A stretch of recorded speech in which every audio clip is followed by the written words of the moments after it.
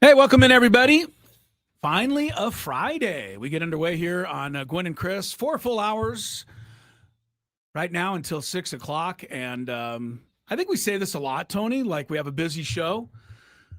But a lot of times we're just saying that. Yeah. Today we actually have a really busy show. And we got Kirk Kenney's in studio with us, and Joel, his friend, is here. And we got a couple of kids from the Aztec women's basketball team coming in.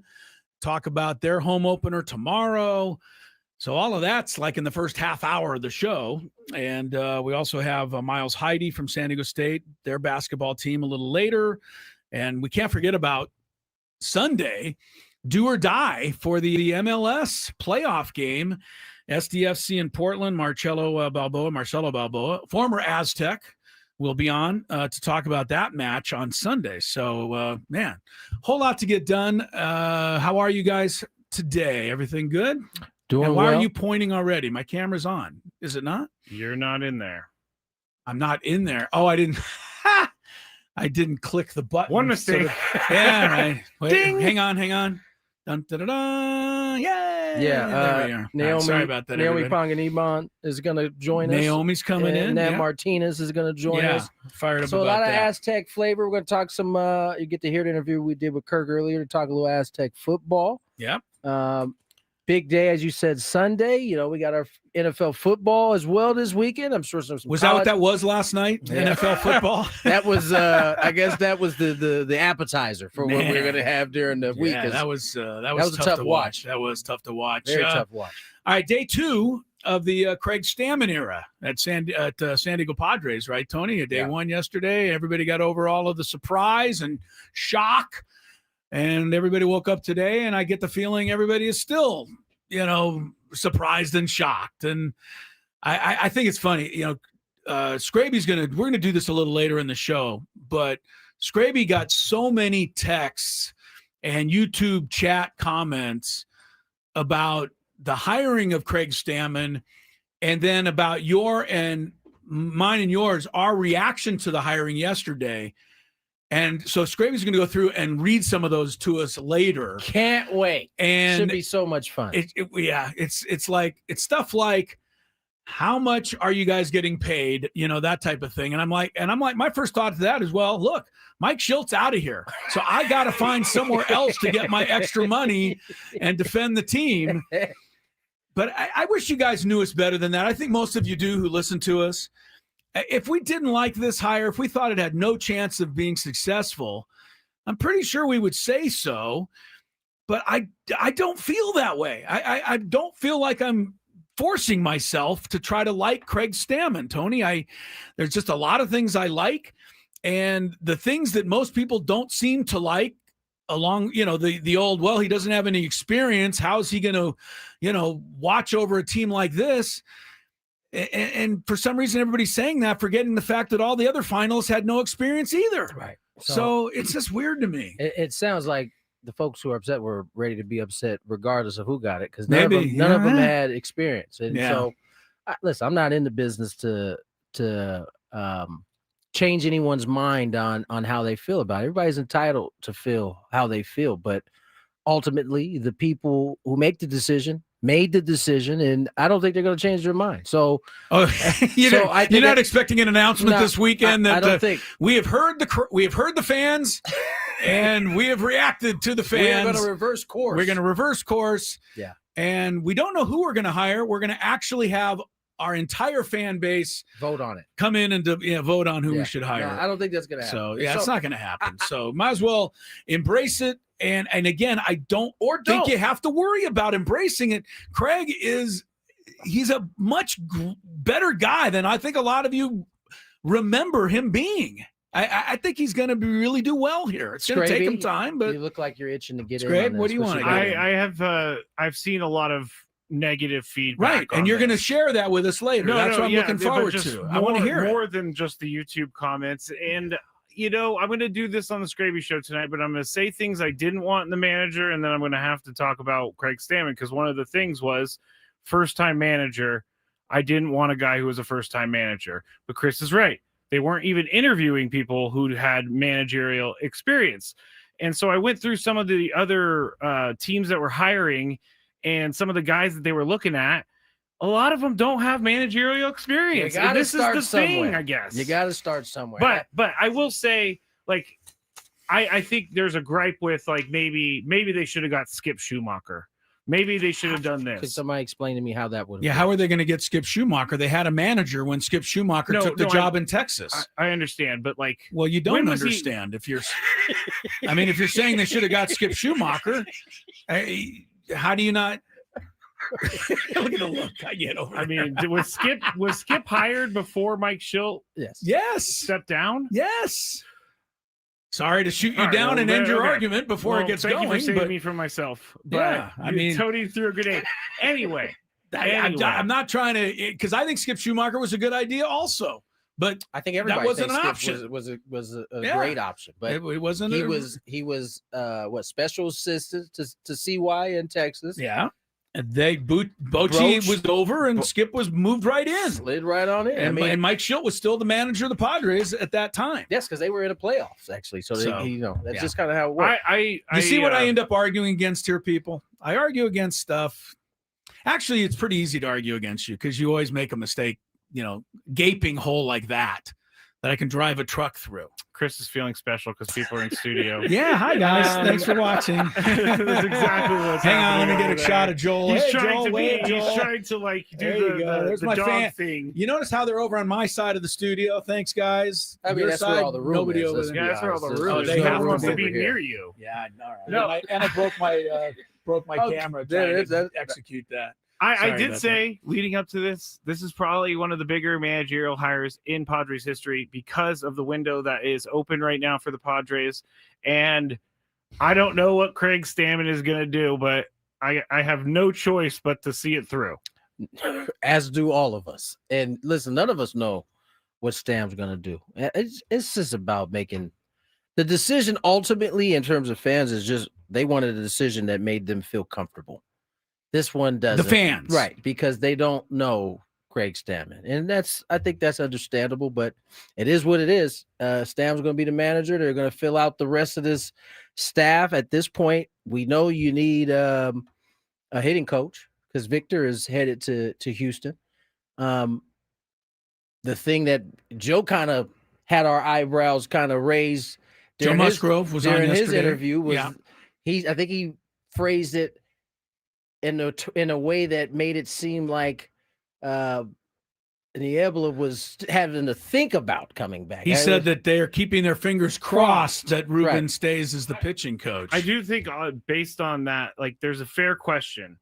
Why, if you're going to hire someone with that experience, why not hire Ruben Niebla, who is in the clubhouse for the past 3 years? I have a good answer, I think. Are you going to be rude about it? Absolutely, probably. Okay. No, I'm not going to. I'm not going to be honest. I think that Ruben, if you hire him as the manager, I'm just saying, then he's not the pitching coach. I don't know that didn't enter into it a little bit, because if you can bring in somebody that Ruben Niebla feels good about and can work with, then you feel like you're a winner on both counts, right? You got your manager and you still got Ruben in place where you want him. Ruben might be in a little bit of a victim of his own incredible success in this regard. It's hard to know. We're not in those rooms. You do know that Ben Fritz would have certainly seemed like the guy who would have slid. That's very true. capable of sliding into that pitching coach role should Ruben have been hired.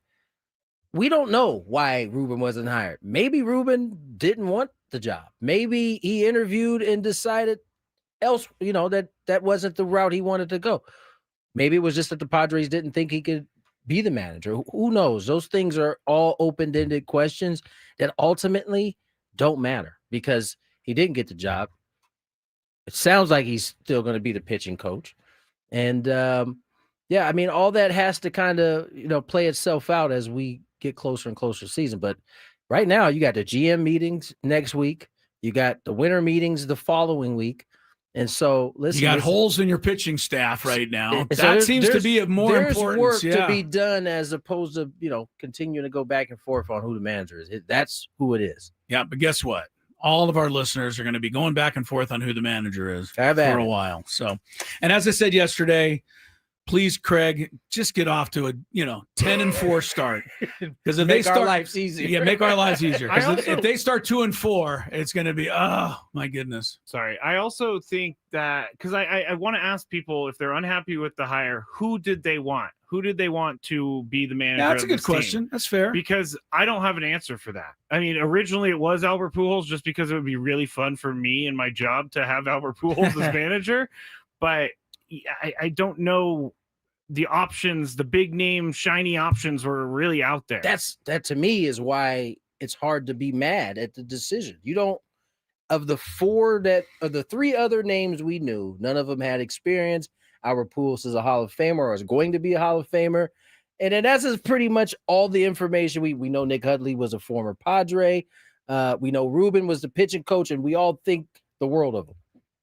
But outside of that, none of them had managerial experience at the big league level. It's like I said yesterday, had Craig Stammen been announced as a finalist, I believe there would have been a lot less concern out there once he was announced as the winner. It would have certainly hit different than it ended up. It was quite shocking, let me tell you. That's right. He was the last guy. I didn't even think about him once. I also think that the people who write about this stuff for a living feel some type of way about the fact that they didn't get it right. So they're going to be maybe a little critical to say, hey, Stammen wasn't who we thought you would do. Well, that's because you didn't think about it. Maybe that's on all of us, though, right? Because remember, there was I think it was Jeff Sanders made a huge list of guys.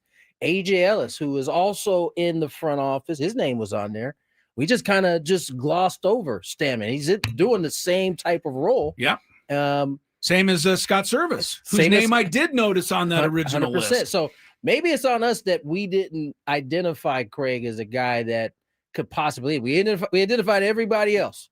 But since we told the Padres that not you and I, but since the media said you should get Pujols or Niebla or one of these guys, since you didn't, now we have to be critical of you. Yeah, That certainly could. I don't know how that's going to play itself out, but ultimately, there's a lot of work to be done. I know that. We'll have a lot more conversation about it, but like we said, a very busy 4 hours for you. When we come back, San Diego State basketball, not just on the men's side now, the women's side, coming off a championship season, home opener tomorrow, and we had these two kids in last year, Naomi Panganiban and Nat Martinez. So good, we're going to run it back, and you'll meet them when we come back on Gwynn and Chris. Skiers.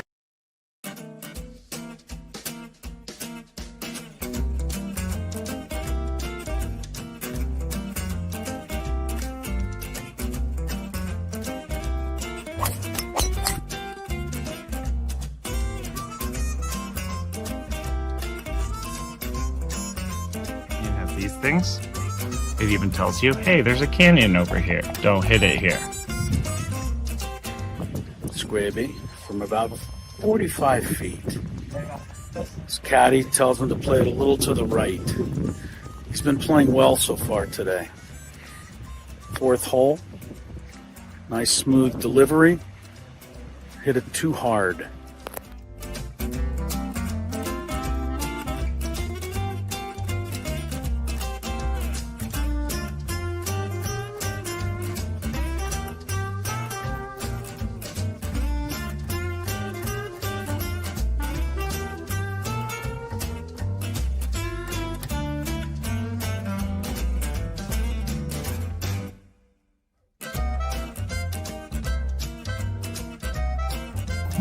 Sasquatch. So Chris says that he can't play golf, but this is the second birdie putt he's made for us. This time it was like 20 feet. Thank you very much, Greg. But once again, you're hitting some very nice shots as well. I'm not usually complimentary to you, but I can't help but be complimentary. Your shot making today. With my what? Your shot making. You hit some.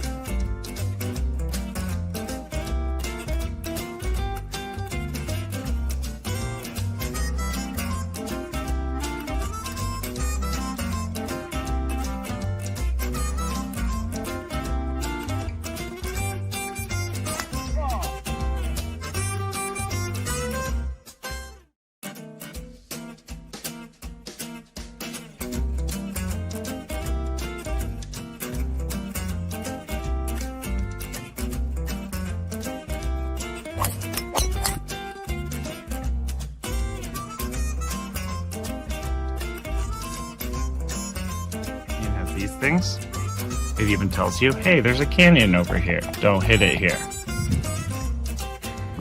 Skraby from about 45 feet. His caddy tells him to play it a little to the right. He's been playing well so far today. Fourth hole. Nice smooth delivery. Hit it too hard.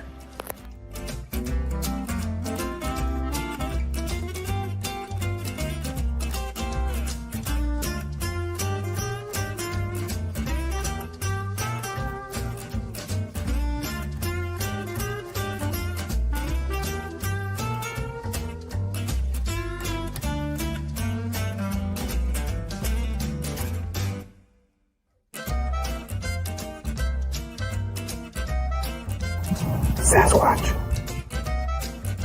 So Chris says that he can't play golf, but this is the second birdie putt he's made for us. This time it was like 20 feet. Thank you very much, Greg. But once again, you're hitting some very nice shots as well. I'm not used to complimentary to you, but I can't help but be complimentary. Your shot making. With my what? Your shot making. You hit some.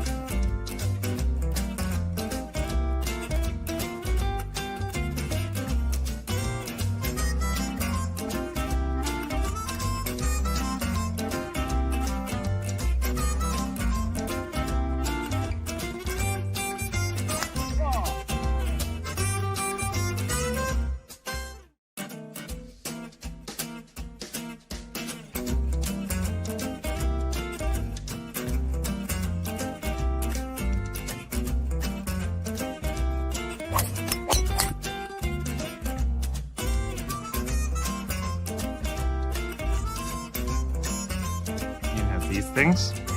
It even tells you, hey, there's a canyon over here. Don't hit it here. Skraby from about 45 feet. His caddy tells him to play it a little to the right. He's been playing well so far today. Fourth hole. Nice smooth delivery. Hit it too hard. Oh, Matt Skraby. It's a full house in his studio right now.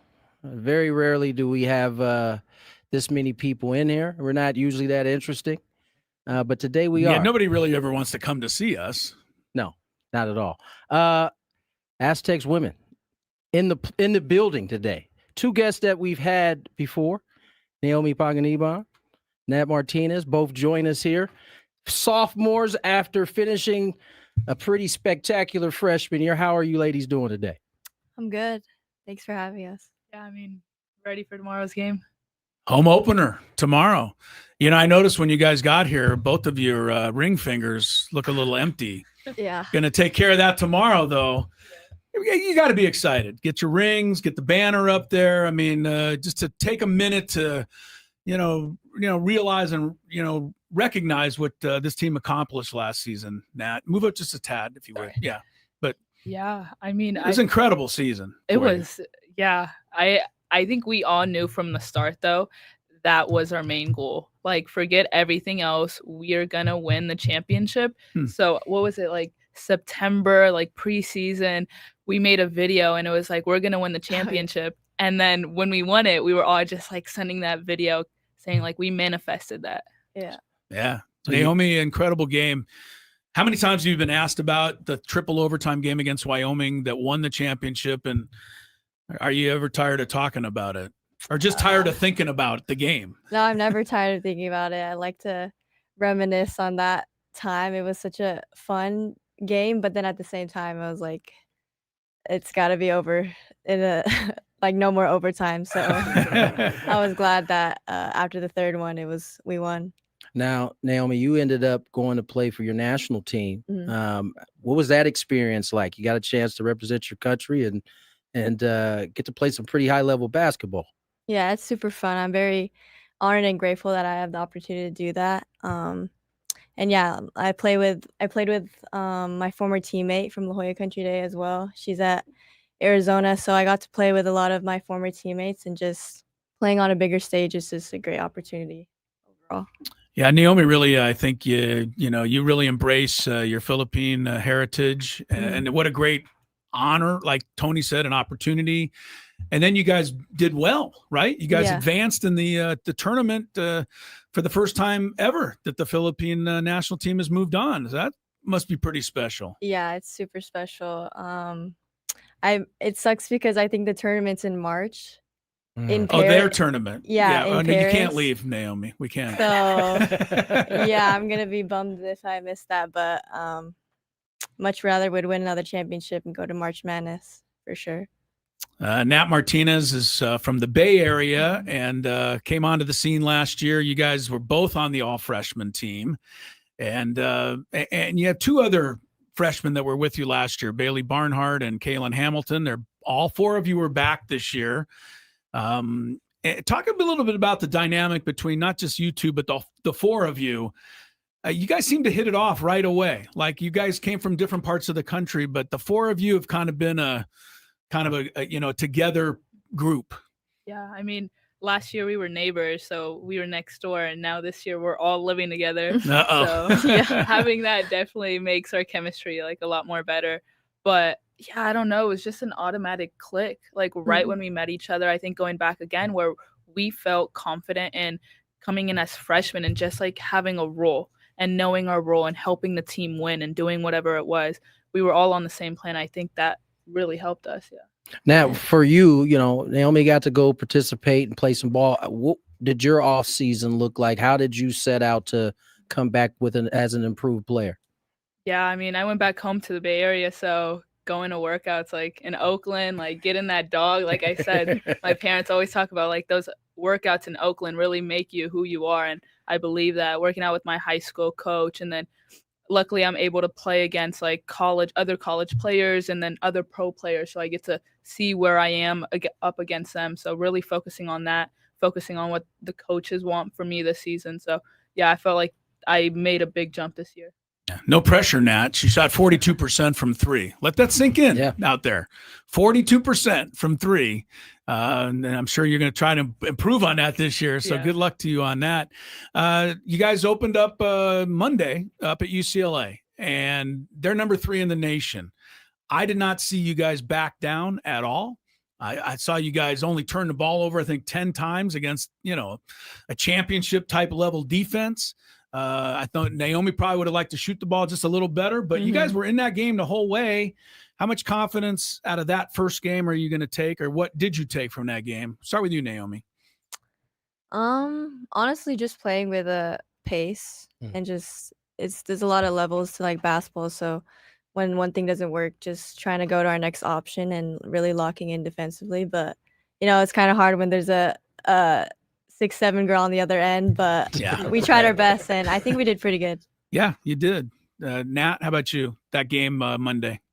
Yeah, like Nate said, we tried our best. It was an adjustment to our personnel. We had things that we stick to like as a team, and having to switch it for this one game really showed that we're able to fix things like on the fly. So to start a game like that of the season, best way we could have done it. Now, you guys move into the season. Obviously, you guys have your expectations and what you guys want to do. But it's a different mix of girls this year. You guys don't have the same team. Had a little experience with that last year, kind of coming in as freshmen. What has that been like on the other side, kind of welcoming the new girls coming into the team? Either one of you guys can take that. Yeah, I mean, Coach Stacy, she calls the sophomores the vets now. So it's kind of weird to think of. We've only been here for 1 year, but now we're the vets. But I think just coming into coming into practice and setting the tone every day, and just helping each other out.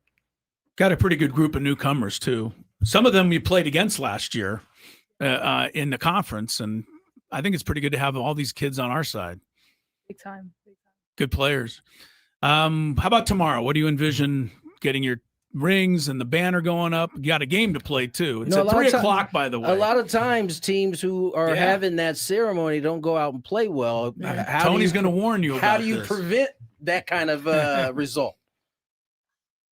I don't know. I think there's a lot of emotions. We're super excited, but at the end of the day, like we still do have a game and we all want to win, and just focusing on that. Of course, enjoying the moment with our family and our friends, but once it's done and the banner is raised, it's game time. I think just using it as motivation to get another one. Another championship this year, Tony. That's what we got, and they have in mind. Real quick before you leave, you said all four of you were roommates. The dynamic, the four of you. You're the chef of the group, Nat, from what I understand. Are they still? Is Naomi and everybody still leeching off your cooking, or are they starting to contribute a little bit more? Now that we're traveling and stuff, I've been fair? cooking less. Okay. I have to say, but I'll bake some cookies here and there. I'll bake here and there. Yeah, they're pretty good. Yeah. What's your best baking item? Right now it's just regular cookies. It's fast, quick, and they enjoy them. Yeah. Get them in, get them out. Yeah. All right. Well, ladies, good luck tomorrow. We'll see you at the ring ceremony. Thanks for coming in. I mean, now that we've done this, you're going to have to make it probably a yearly. Yeah. Naomi, I think this Sure. is Something you're pretty excited visit about? moving forward. Yeah. Thanks Naomi, for having us. Naomi's been bugging me for the last month about this. When am I going to get to go in studio? I'm like, yeah, no, hold Yeah, on. for sure. All right, guys, we'll see you tomorrow. Good Thank luck. you, Thanks for guys. coming in. coming on. Thank you. That's how we typically get down on a Friday afternoon. Hey, Naomi Panganiban, Nat Martinez. Appreciate the girls coming on. Let's get to break on the other side. Marcelo Balboa. we got to go shift the soccer tomorrow. SDFC. Yeah. We continue to shift gears here on Gwynn and Chris.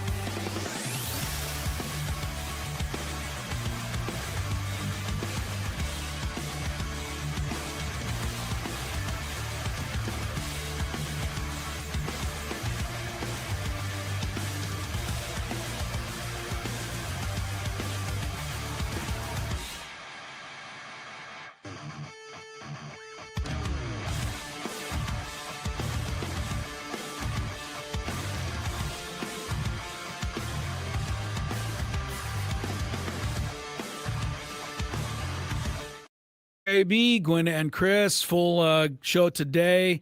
Thanks to the Aztec women's basketball players. I told these guys during the break, Naomi Panganiban is a little quieter in the radio interviewing than she's kind of the believe it or not, she's the life of the party when the team is out and about. But I like her style, Tony. She is a star player in the making, and she doesn't need to boast about it. She just wants to go play basketball, and that's probably one of the secret sauces to her success. And Nat Martinez, 42% shooting is no. Go out there tomorrow. Somebody try 23 pointers, make 8 of them. That's 40% right there. I know you can do it, Skraby. Yeah, because I've already proven it to you, but you won't give me the credit for it. So. All right. I know you could do it. I bet you people couldn't shoot mid-range 42%. Yeah. They couldn't shoot. She's a good right shooter. next to the basket 42%. She's good. They're a good team, and I think they're going to have another great season. Speaking of good teams, SDFC, they've had an incredible season. By all accounts, everything has been, off the charts from the very beginning. The first game, they went up and knocked out the defending champions and went into first place and stayed there and gave it up for just a little bit and then got it back at the end, and now into the playoffs. And, man, I hate to say it, Tony. Sunday, there's going to be some pressure on these guys because it almost seems like if they lose this game to Portland Sunday, it shouldn't, but in a lot of ways it's going to, detract at the very least from everything they've accomplished. And, I got to say, I'm a little concerned about this game. I think it's fair to be concerned for a couple of reasons, right? I was at game 1. Right. And for the most part, first half, they dominated. You thought they were on their way to a 4-0 victory. Right. But as you explained after that game was over, the second half did not look the same. Portland scored a goal. They had a couple opportunities that could have changed that game. It didn't go that way. And what you saw in game 2 was the exact same thing, except Portland capitalized on those opportunities. Yeah. And then they got to a PK, and I've watched this sport long enough to know now that is not what you want. You don't want to get to PKs because at that point you can't control anything. And apparently, especially not the direction of your kicking, because all of a sudden SDFC couldn't even see the net or the goal or whatever. It's certainly crazy. Something I'm going to have to ask Marcelo about when he comes on. But now they're in this predicament where, the pressure is going to be on. You are the number 1 seed, and it's right. Portland's probably got nothing to lose. Been pushed to a game 3. I'll be in attendance for this one too. I'm hoping I bring some good luck. I hope so too. Marcelo Balboa played at San Diego State back in the day. I told you it's an Aztec Friday. It really is. Kirk, by the way, he's an Aztec too. Joel, how about you? Where are you from? Where'd you go? Yes, I knew that. My goodness. No. He said, for Brigham in here, he said Brigham Young University. And I knew this, Chris. I knew this whole time. You knew that ahead of time? I did. As far as you know, we love BYU around here, Joel. Wow. We love BYU. Did not see that coming. I didn't either. Did not see that coming at all. No, you can't paint a totally broad picture of everybody. I guess not. There's a few. Pedal back. Yeah, well, what do you want me to do? Kirk asked me earlier over text, like, hey, should we tell Chris when he comes in? I was like, let's kind of see how the mood he's in. And then I completely forgot. So he walked into that. It was very organic. It was very organic. That's funny. Yeah, there's just about any other answer he could have given that would have been easier for me to handle than that one. We wouldn't even have said anything. Yeah. We would have just moved right along. If he would have said, I went with Otis Sistrunk to the University of Mars, I would have been, okay, good. Otis, who?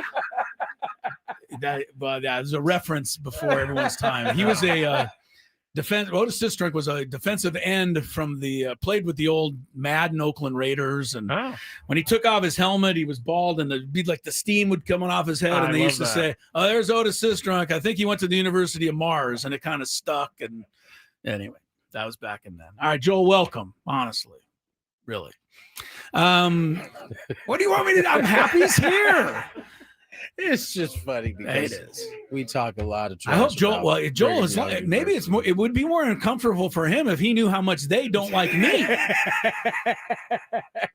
Yeah, they're not fans of Ello. No, at all. They're not fans of me at all. So that's part of that. All right, Marcelo Balboa, analyst for MLS Season Pass on Apple Plus. And the big one is Sunday, Game 3 between SDFC and Portland. Marcelo, thanks again for the time. We appreciate having you on. How are you? I am great, and I enjoy being on the show with you guys. I appreciate you guys having me. Yeah, thanks so much. Well, we were just talking before you popped on here that, for SDFC, it's been a season of dreams, and it feels like, the pressure's got to be on them Sunday.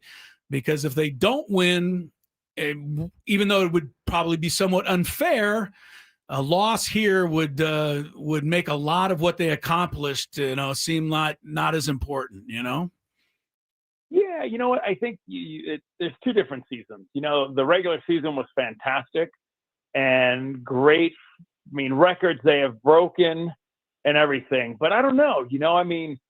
Both teams have pressure on them. Both teams want to win. Both franchises demand and expect results. So, I think it's the one team that can hold it together, the discipline side, the mental side that can hold it together for 90 minutes will be the team that can pull this off. Marcelo, I need some help. I need you to explain something for me. I watched Game 2. It gets to the PKs. And, on SDFC side, the goalie did a fantastic job. He stopped 2 of them. Yes. Can you explain to me the pressure on the shooter? Because after getting those 2 stops, we proceeded to watch SDFC take 2 shots that were nowhere near the goal. How does that actually happen? I mean, is it just simply pressure got to him, overthinking it? Like, what happens in those moments where you take a PK and it's not even on goal? Well, here's the deal. Goalkeepers nowadays, when they're standing there, you've got the whole Portland stands behind you. Goalkeeper's 6'4". He's got a big wingspan. Shuki hit his nice and low along the grass, and it nicked the post. If it doesn't nick the post, goalkeepers have a good chance if they pick the right way. I think when you look at Valakari and you look at Invarson, they tried to lift it a little bit, like mid-goal, kind of like what Anthony did. Mid-goal and higher, very difficult for a keeper to get. You know what I mean? Yeah. And I think they just got underneath it a little bit. When you're not used to taking PKs on turf, it can get to you. Okay. You know what I mean? And then, let's be honest, Tverskov, you know what? He had the right angle. He had the goalkeeper going the wrong way. But again, he lifted it, hit the crossbar. So it happens. Yeah. It happens because the fact that nowadays it's almost 50-50 that a goalkeeper can save a PK. So now you've got to be very accurate with your PK. And they just, you know what? It's part of the game. And now we go to a Game 3. Is it 50-50 because the goalies have improved over time? Is that why it's 50-50 now? It's 50-50 because a goalkeeper is 6'3" to 6'5". Their wingspan is ridiculous, and they can move up and down the line. So if they guess the right way, you're in trouble. You see what I'm saying? Yeah. So I think the fact that it's so, and a lot of people go down the middle nowadays, right? Yeah. Because the goalie has to dive one way or the other. Yeah. Exactly. So people go down the middle. So now you've got to be thinking all this. Okay, where's the keeper going? Where am I going? So I think they had, when you look at the PKs, they clearly had in mind where they wanted to go. They just mishit it, and that's part of the game. Gotcha. Marcelo Balboa is with us, SDFC on Apple TV, MLS Season Pass, Apple Plus on Sunday. Marcelo, this is a question from somebody who is not, as established a soccer fan. But when they said 8 extra minutes of stoppage time, and Portland ended up scoring in the 8th minute, I got to tell you, I was a little surprised by that. I watched enough soccer. I don't remember too many 8-minute. Was that a little surprising to anyone else other than me? No, not at all, because of what happened to the Santos. Yeah. And what happened with subs. Subs, you got to remember. Okay. The subs are one thing, right? You get time for that, time wasting. But when you have injuries, you've got to add on all that time because of the injuries. And there was a few subs. There was an injury. So at the end of the day, you know what I mean? It's unfortunate, but 8 minutes, if you go back to the last World Cup, the average average extra time was about 10 minutes because they took time for people wasting time, for people not running to the ball, so they got lenient. So now, in this case, you got to go back and look at, I think Bombino was down on the ground for a while. The Pilcher changed. So there was a lot of different things, subs that happened. So I wasn't surprised that it was 8 minutes. Real, sorry, Tony. Just to follow up on the stoppage time. In your experience, you know this, but how does an official actually decide it? I mean, is he got a stopwatch there during the second half, or is it more of a guessing game? I'm just, how do they decide? It's not. There's a formula to it. The subs take 30 seconds. Oh, okay. So each sub, you see what I'm saying? Each sub will take 30 seconds. By the guy that jogs off, he gets on. Injury time, they look and see how long the player's on the ground for, how much time was wasted. Okay. So it's not a perfect science, but it's pretty close. Marcelo Balboa joins us, analyst for MLS Season Pass on Apple Plus. And Marcelo, the first two games have looked very similar. The SDFC gets out quickly. They seem to be controlling the game. And then the second half comes and Portland starts to get a little closer. First game, they get a goal. They miss out on some opportunities. Second game, they cash those in. How does FDFC kind of put a complete 90 minutes together against this team? Well, go back to the first game. The first 30 minutes, let's be honest, San Diego was all over them, all over Portland. They got their goals, and then they kind of backed off the pedal. They started mispassing, and they let Portland back in the game. They got a game. If you go back to the Portland game, in Portland, they flipped the script. They went almost man-to-man. They were hitting balls direct. Listen, when Pandemis, the goalkeeper, hits a 60-yard ball over the back of San Diego's line, Anthony gets in, he hits it, Velda scores, right? That was something, I don't know if San Diego was ready for them to pressure and to put that much pressure and to be that direct every time they got the ball. Because when we did the game, I thought to myself, man, for about 32 minutes, I'm like, holy crap, this is a different Portland. Yeah. They're not letting San Diego, because San Diego's used to being the team that dominates possession, that presses the other team. Yeah. Portland flipped the switch, and little by little in the second half, Portland got themselves back into it. Or towards the end of the first half and start of the second half, San Diego got themselves back into it. Marcelo Balboa is with us from Apple TV, and they have the game Sunday. Snapdragon, SDFC, Portland for the right to move on in the MLS Cup playoffs. So I tune in on Sunday, and we got to win this game. Give me something that I'm looking for in the first 15 minutes, Marcelo, that gives me a little clue as to how well we're playing or how, maybe nervous we are. Is there something we can look for to kind of get an idea of how the day may go?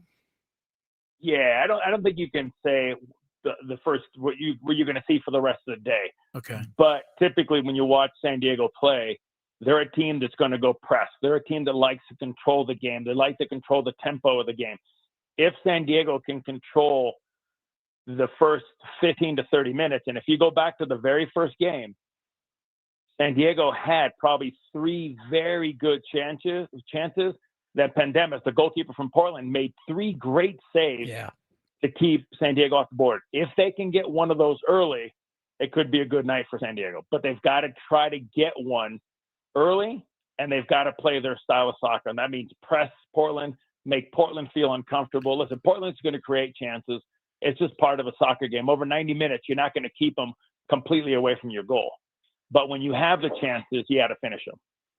Now, Marcelo, should SDFC win, who is the opponent on the other side of this bracket? Is it the Seattle side? It is Seattle, because the bottom one is Vancouver and LAFC.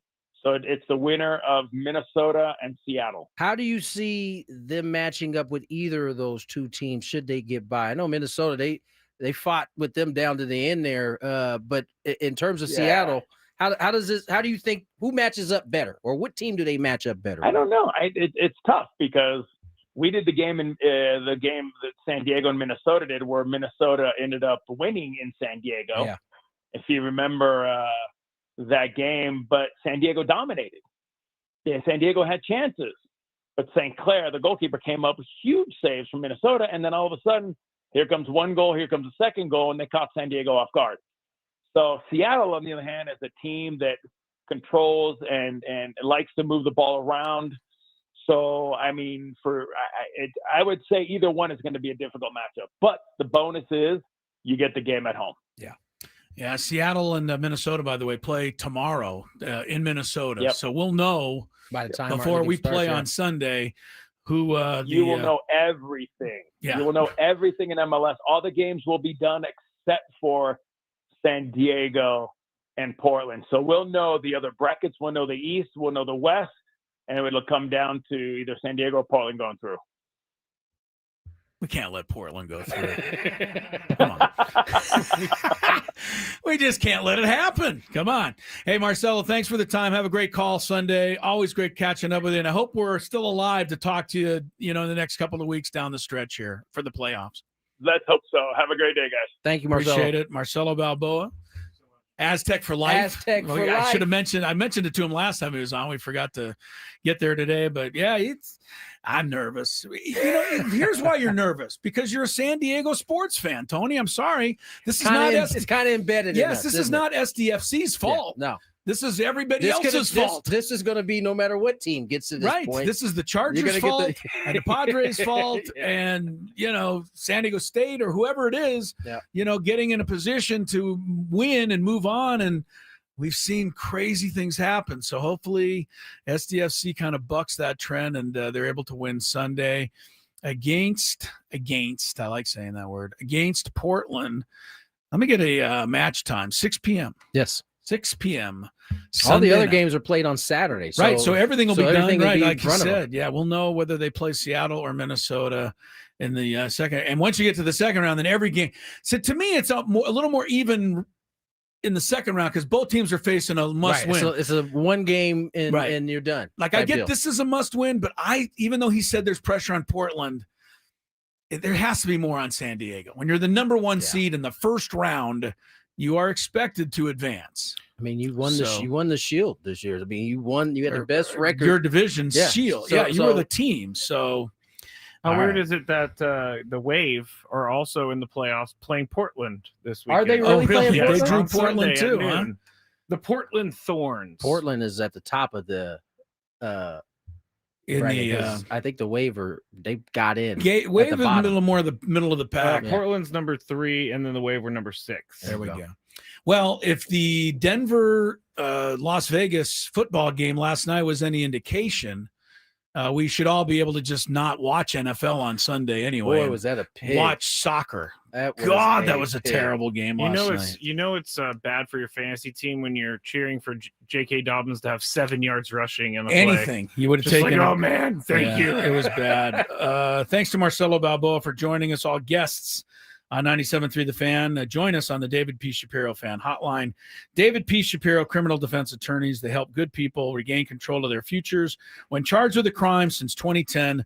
Visit davidpshapirolaw.com. We need to take a deep breath. We've already had a lot of stuff going on here in the first 60 minutes of the show. What's our countdown today? I know we got one coming up. Yeah, we're doing a movie category today. We're going. Skraby wanted to go movies today, so we'll get into that in the 3 o'clock hour. Miles Heide, San Diego State basketball men's team will be on, so we're giving equal billing to the men and women today, and you will hear our, incredibly enlightening interview we did earlier with Kirk Kenney in the 5 o'clock hour, getting ready for the game tomorrow in Hawaii. I joked with Kirk Kenney that, he doesn't know this yet, but he's going to Georgia for the first round of the college football playoff. And since he drives to all away games, I looked it up. He's got a 31-hour drive coming up. This is something at the end of the month. Kirk and my dad used to enjoy talking about, is how much they both hated flying, right? And how they'd much rather getting a vehicle and drive across country, than get on a plane and fly across. But you country. can watch Gunsmoke on a plane. Yeah, you can't do that in the car. Can't do that with. I think it's Isn't it Bonanza or Gunsmoke? Both. He says. I should have known. Yeah. No, Kirk. But to me, it's something that is going to happen because the Aztecs are going to make it. But Kirk Kenney needs to go to the home of Chick-fil-A. where they can properly honor him down there, and where the whole thing started down in Georgia. Long overdue. Can we put a little pressure on Chick-fil-A San Diego to give Kirk a commercial? Come on. I see all those stories all the time. They're not paid actors. Good. They're not paid actors. This dude would be able to perfect really live out the script the way you want because he lives it every day. I'm talking to you, Cow. Get him a commercial. You're talking about the one that's on the billboard. Yeah, he says "Eat chicken," which I do think is a brilliant marketing. I thought you said Cal. No, the cow. No, Cow. Okay, just for those who don't know, Kirk Kenney has gone to Chick-fil-A. How many days in a row now? I get 1,400 and something. Oh, he's up to 1,500 days in a row. 19. That's 5 years, almost. That's like it's like when I announced my sobriety date. It's like, geez, 1,519 days straight. No, that's straight.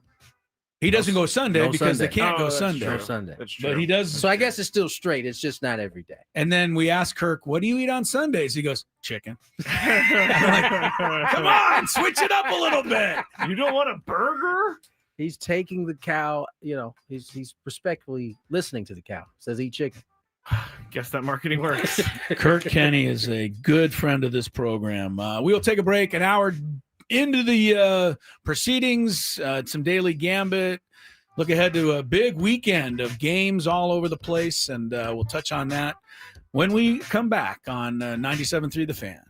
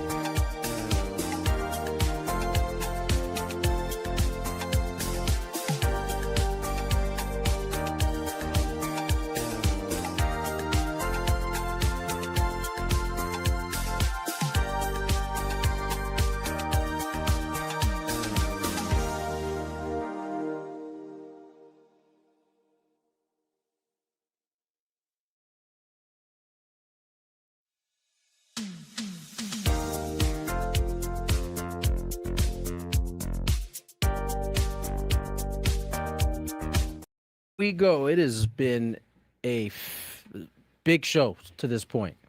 Flying along, man. We've done more in an hour than we usually do in a week. Yeah, and we've been able to lay off of Skraby too. How you holding out, Skraby? Pretty good so hasn't far. caught any strays. Doing great. You doing good? Great. Yeah, I'm doing fantastico. We've covered women's Aztec basketball. We've covered some SDFC. We're going to cover some men's Aztec basketball coming up here a little bit later. But now we got the Daily Gambit. Don't know how. I didn't get to watch very much. But for some reason, I decided to watch that horrible football game. Man, it was bad. I wasted like 3 hours of my life watching that. What were you watching for? Watching for Bowers, just catching about 100, he had Bowers. Fantasy football. And he got off to a good start, and then he didn't do anything the rest of the game. Anybody who had a fantasy player in that game had a horrible game because nobody did anything. You know, the thing is, Denver's 8-2 right now. They have the best. And that they're 8-2. Right, they have the best record in football. I don't even know, based on what we saw last night, that they're even a top 10 team in the league. Remember, they beat the Giants with a miracle. Giants have 2 wins. They beat the Jets 13-11. The Jets are 1 win. The Raiders have 2 wins.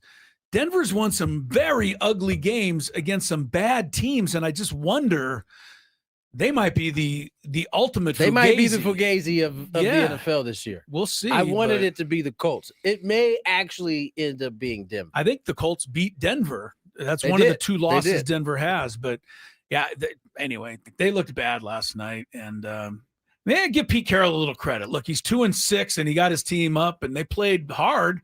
They just don't have anybody on the team. They traded Jacoby Myers, so there's nobody for – I'm sure everybody's, covering Bowers.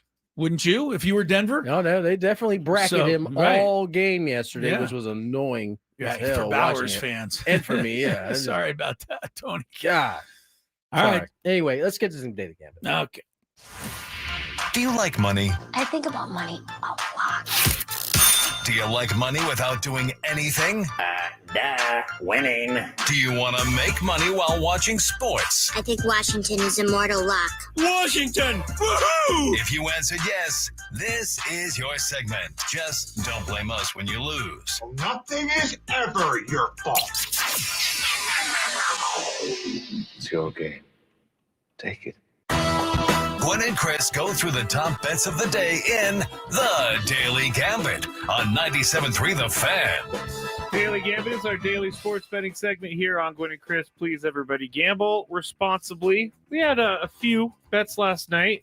We started with the Phoenix Suns. I don't even remember who they played, though. They played the Clippers. But it wasn't really the Clippers. So they had the whole team out of the lineup. Seems the Clippers like that. Did. Isn't it the NBA Cup today? Like, what's going on? Yes, NBA Cup back today, which means there'll only be half the players taking the night off instead of all of them. Okay. Well, Phoenix Sorry, won Tony, that was a shot at your 115-102. league there. Just my league? Okay, that's fine. Yeah, you're the NBA guy in the show. Is he really just distancing himself? He's distancing himself. It's fine. You'll remember 303 on Friday. Oh, when I come back later in the season and say I love the NBA? I love this game. Hey, it's all has to fit the narrative, Tony. Come on. Yeah, you want to know? I tried to look up the Mike Schilt thing. I tried to look up when Skip Schumacher was hired, and I didn't want to bring it up because it didn't fit my narrative. You guys are right. Yes, we were. Denver minus 9.5 against the Raiders. You guys went Raiders. I went Denver. I'm dumb because Denver only won by 3. Over under 42.5 total points in this game. You guys went under, and it was well below at 17. Bo Nix, passing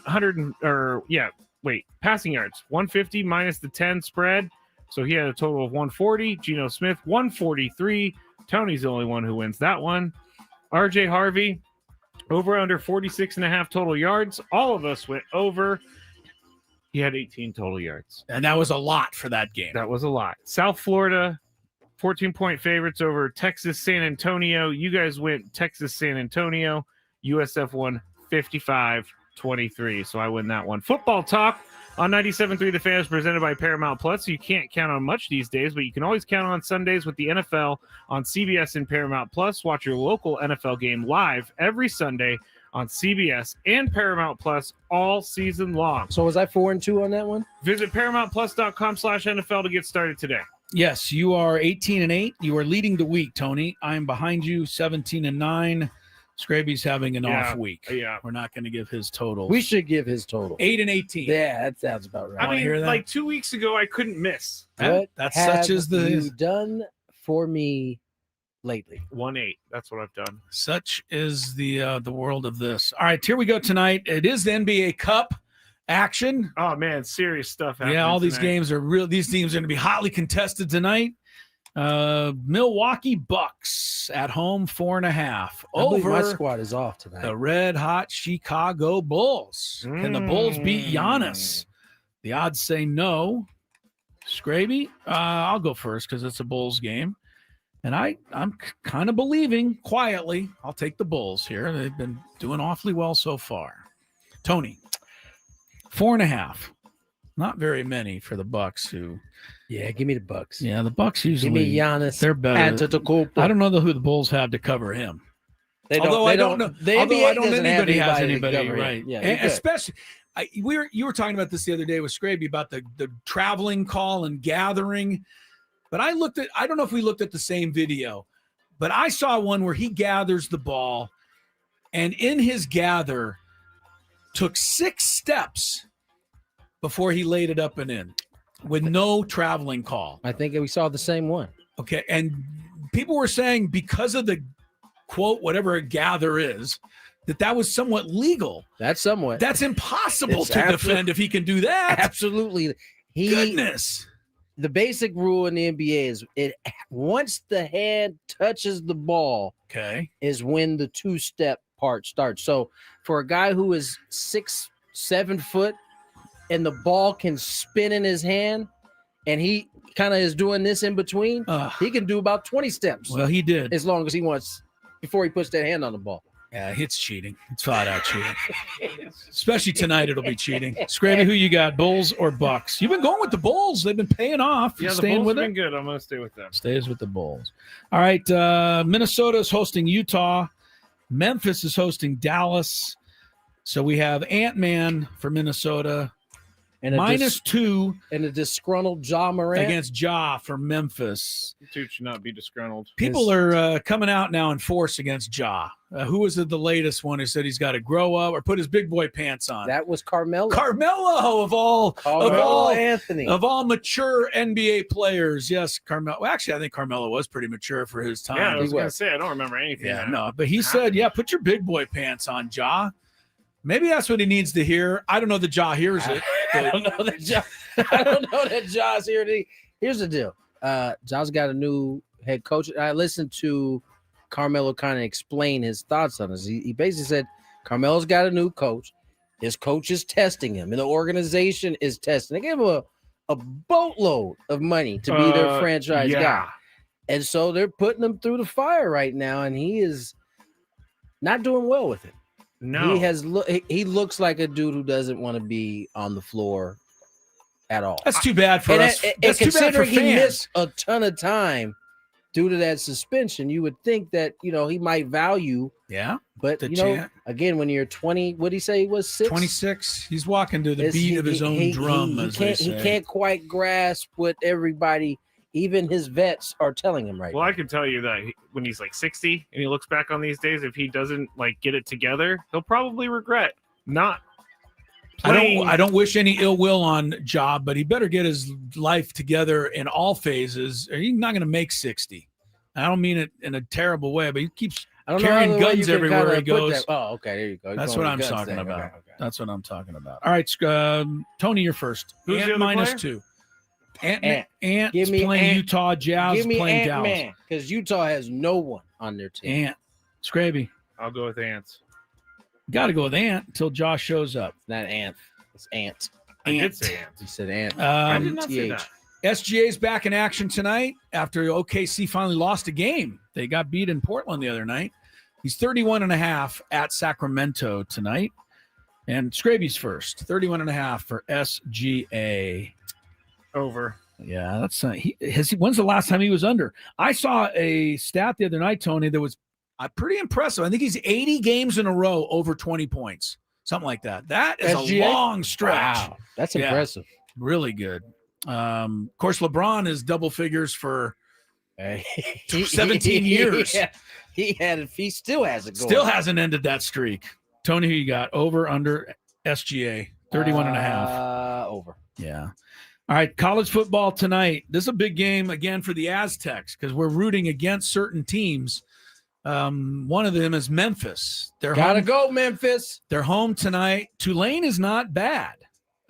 Memphis is only favored by 3.5. Weren't we talking about Tulane at one point this year? Yeah, they got off to a good start, but I think Memphis has kind of passed them in the pecking order. I'll take Tulane because we need the help. Yep. Tony? Tulane. Green Wave. Skraby, the hater. Memphis? Skraby, the hater? Yeah. I don't understand.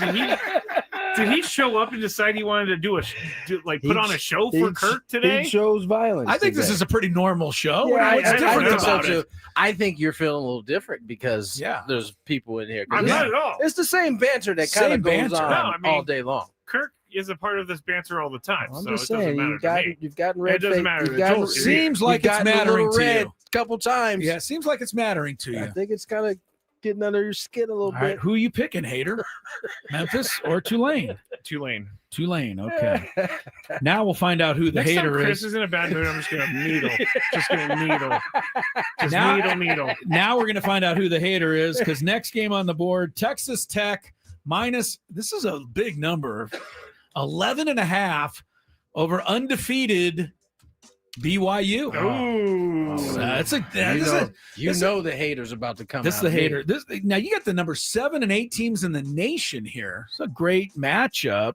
Tony's first. Wait, are we talking football? Yeah, football. Yeah. Texas Tech 11.5. They're ranked 8th. BYU's ranked 7th. Who's getting 11.5? BYU. They get 11.5 points here. You're up, Tony. I'm not going to try to influence you in any way. Man, so Texas got to win by guns up, Tony. Come on.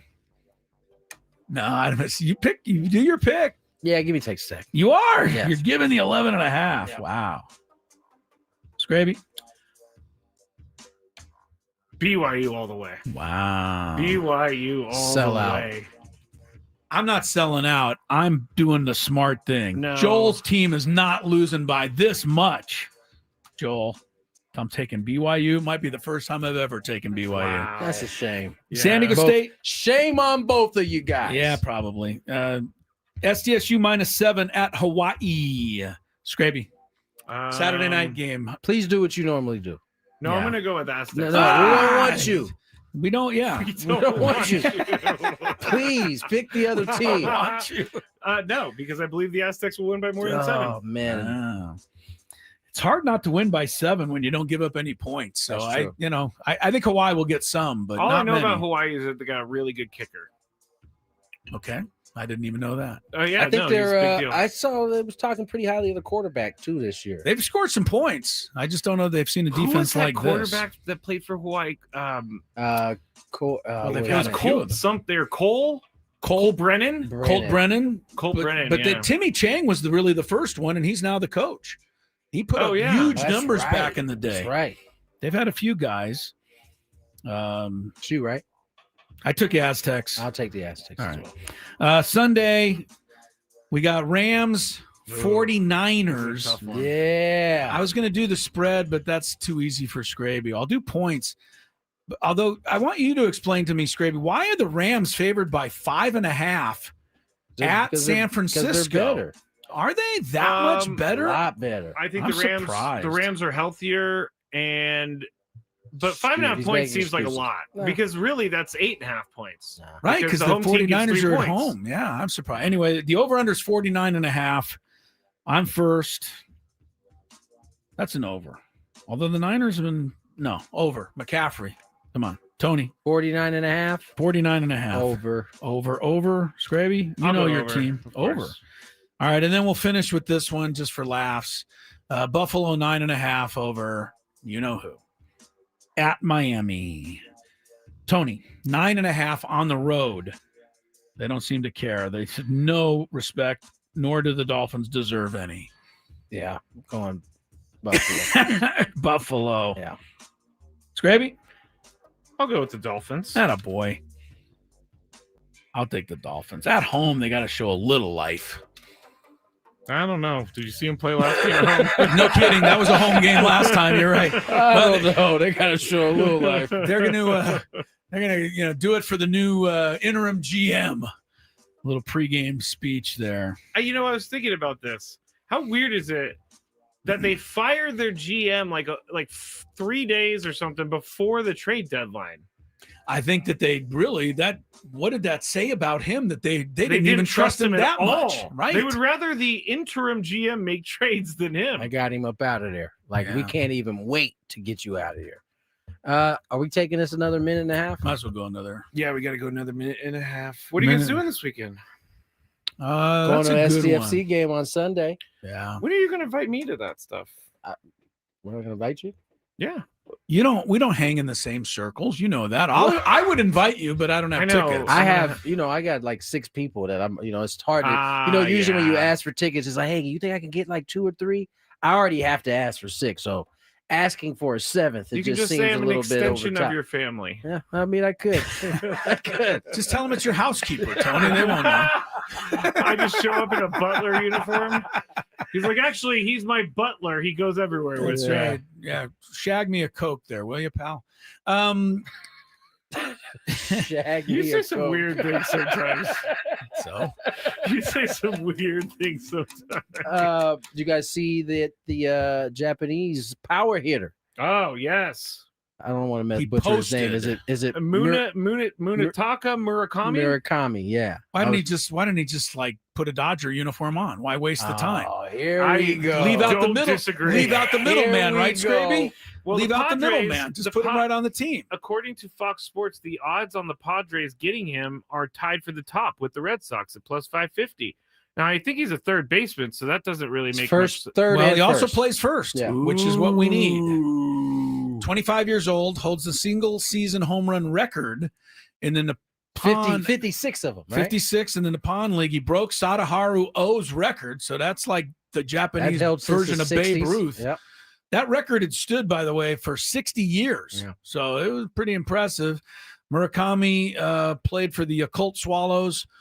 246 homers in 8 seasons, although I don't know that they punchies. I don't know that they got a lot of 22% of his at-bats end in strikeout. Oh, really? And that's in that league. And I was also going to say they don't have too many Petco parks in the Japanese league. That's also true. It is hard to get the ball out of our ballpark. So we'll see. He would get this is a pretty free deep agent, right? Japanese class coming in. I mean, this is the most I think guys that have ever posted in an offseason. There's about 4 or 5 guys, I think. But he's a guy who can get a free agent contract, or I think all of them can get a free agent. Yeah, because Roki came over too early, and that's why he was young, so his situation was different. All right, we've made it long enough. Let's get to the break. On the other side, more Gwynn and Chris coming your way. From the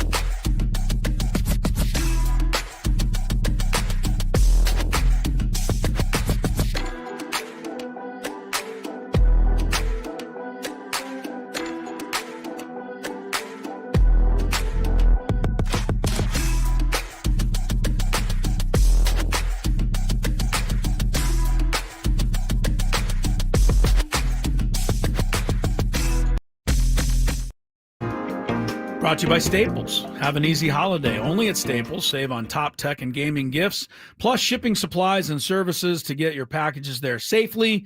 Don't forget the custom cards, invites, photo gifts, wrapping paper, and more. Staples, that was easy. Program rolls along here.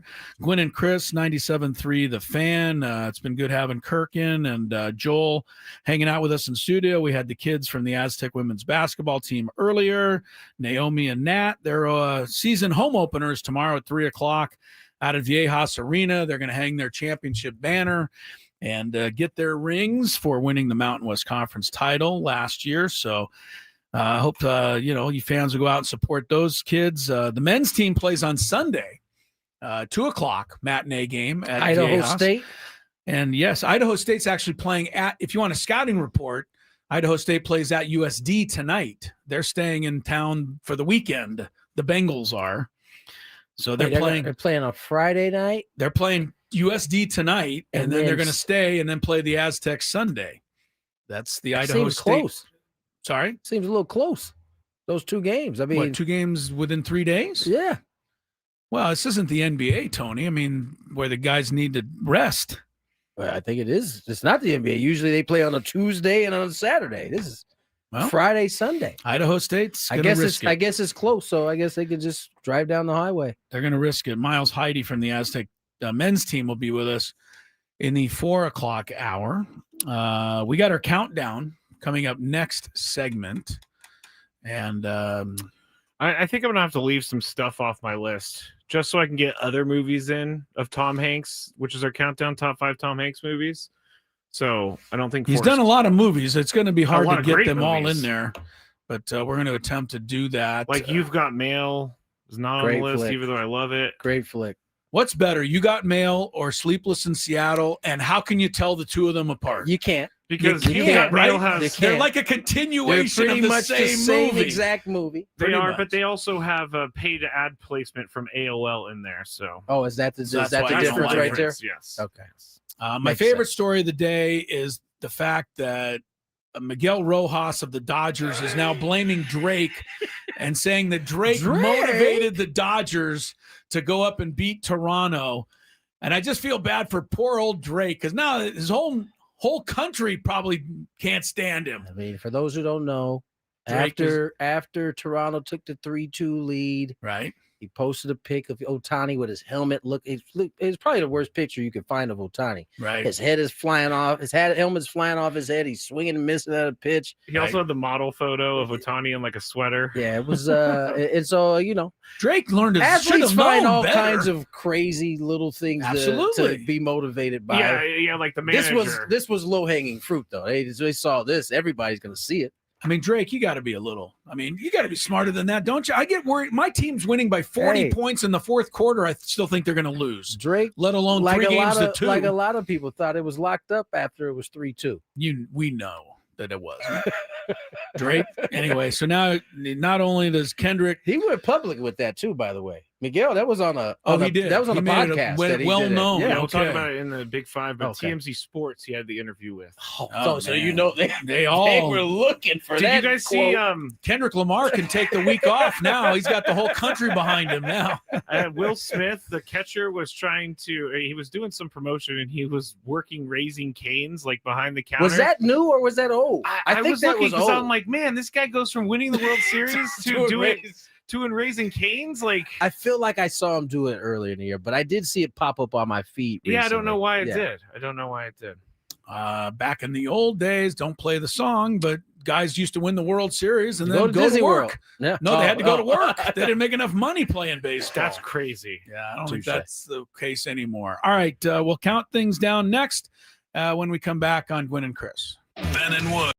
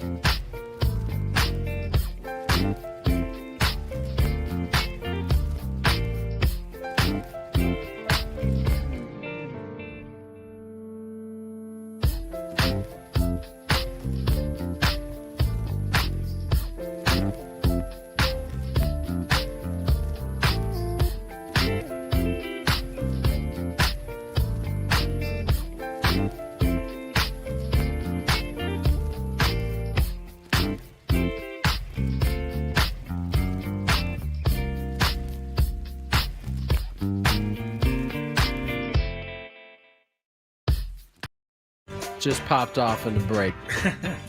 Chris is obviously learning his iPhone in year 26. Yes. He still has I'm very comfortable with about 10 things the phone can do. What are but you I'm most not willing, comfortable with? Give me the like the going apps on that the you're most- internet or sending a So text Safari, or an text, email or calculator. iMessage. I'm a little more capable now of maybe copying something and pasting it. Okay, Skraby so you've taught me learned that how to a little while ago. But yeah, mostly I just like the bare minimums of the phone. I thought I turned this around. I was trying not to. Well, it keeps. Someone told me that it's annoying when we talk about the cameras, and I'm like, well, I have no other way to tell them. Yeah, apologies to those who don't watch us and don't get the camera thing. You should just do hand signals the whole time. Well, I I never point. actually say anything. Just keep doing that. Except for the hard Yeah. part is Chris doesn't see me half the time. I'm very good at, I can get on the internet pretty good. I can do, search my Twitter and check ESPN. Okay, so but Twitter, beyond that, that's it. There's a lot of buttons that I've never pushed on here. Why this was right? the best confession, because Chris revealed to Skraby and I that when he sees something he likes, he just emails it to himself. I type it in an email and send it to myself so that I have it. Because and these guys are like, it, there's a notepad on there. Use notes. And I don't even know where that is. Like so. Chris said earlier, see what I'm dealing with? See what I'm dealing with. The guy doesn't know how to use the notepad. Where is it? Tony has an iPhone, so I can't really tell you, but it's got to be in like the general apps. It looks like it's too far away. I was about to show you during the break. It doesn't matter because Tony goes, "Oh, I'm going to have to teach you how to use notes," and I'm like, "I'm looking for it. I don't see it." Make him email himself his entire life. Well, I wrote down my Tom Hanks top 5, and I just emailed the list to myself so that I had it. I do email myself from time to time. Okay, just if I need to remember not something. little things like this though. I have a notepad that has way too many notes of stuff that doesn't. Is it possible that I don't have the notepad, or that I took it away by accident? Well, guess what? I'm sending it to you. Thank you, right Tony. now via our little chat that we have. And together. how I will, and if I know how to take it from there and apply it, I think will. you should. You think it's just going. All you have to do is click it, and it should take you to the app store where you can get it for free. All right, well, you guys go ahead and do this next segment. I'm going to deal with that. Just like with Tony, when I'm done with my note, how do I email it? All right, we have a countdown to get to you guys. By the way, all guests on 97.3 The Fan, join us on the David P. Shapiro hotline. David P. Shapiro, criminal defense attorneys, helping good people regain control of their future when charged with a crime since 2010. Visit davidpshapirolaw.com. We decided on none other than Tom Hanks. Top 5 movies. And this was really hard. We could have probably did like a top 10. Top 15. Top 15. He's done a lot of them, man. His what do you call that? IMDb. Body of work. What do you? IMDb. Yeah, his IMDb, his body of work is better. Guess probably fits better. It's quite long. So let's get to it, because there's going to be a lot of hemming and hawing about which 5 they could put on air. It's probably going to be a pretty extensive.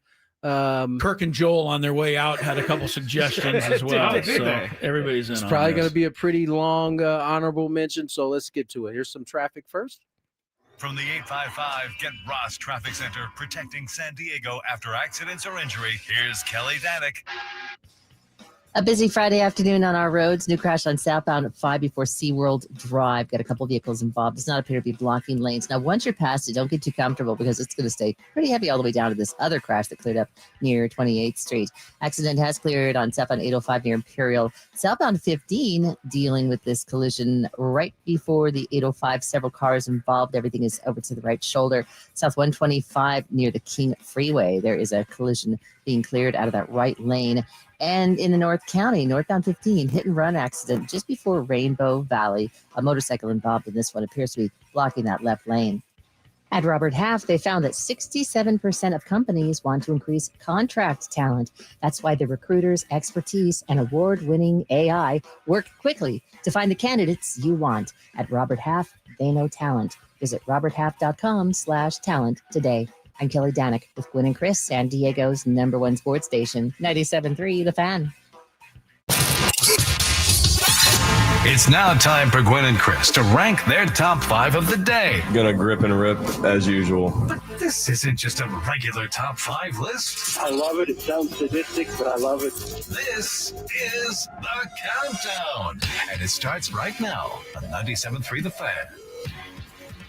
Before we get into it, if you love Mediterranean food. Try Spiro's for authentic Mediterranean cuisine in Coronado or La Jolla. For dining or takeout options, visit spiroscuisine.com.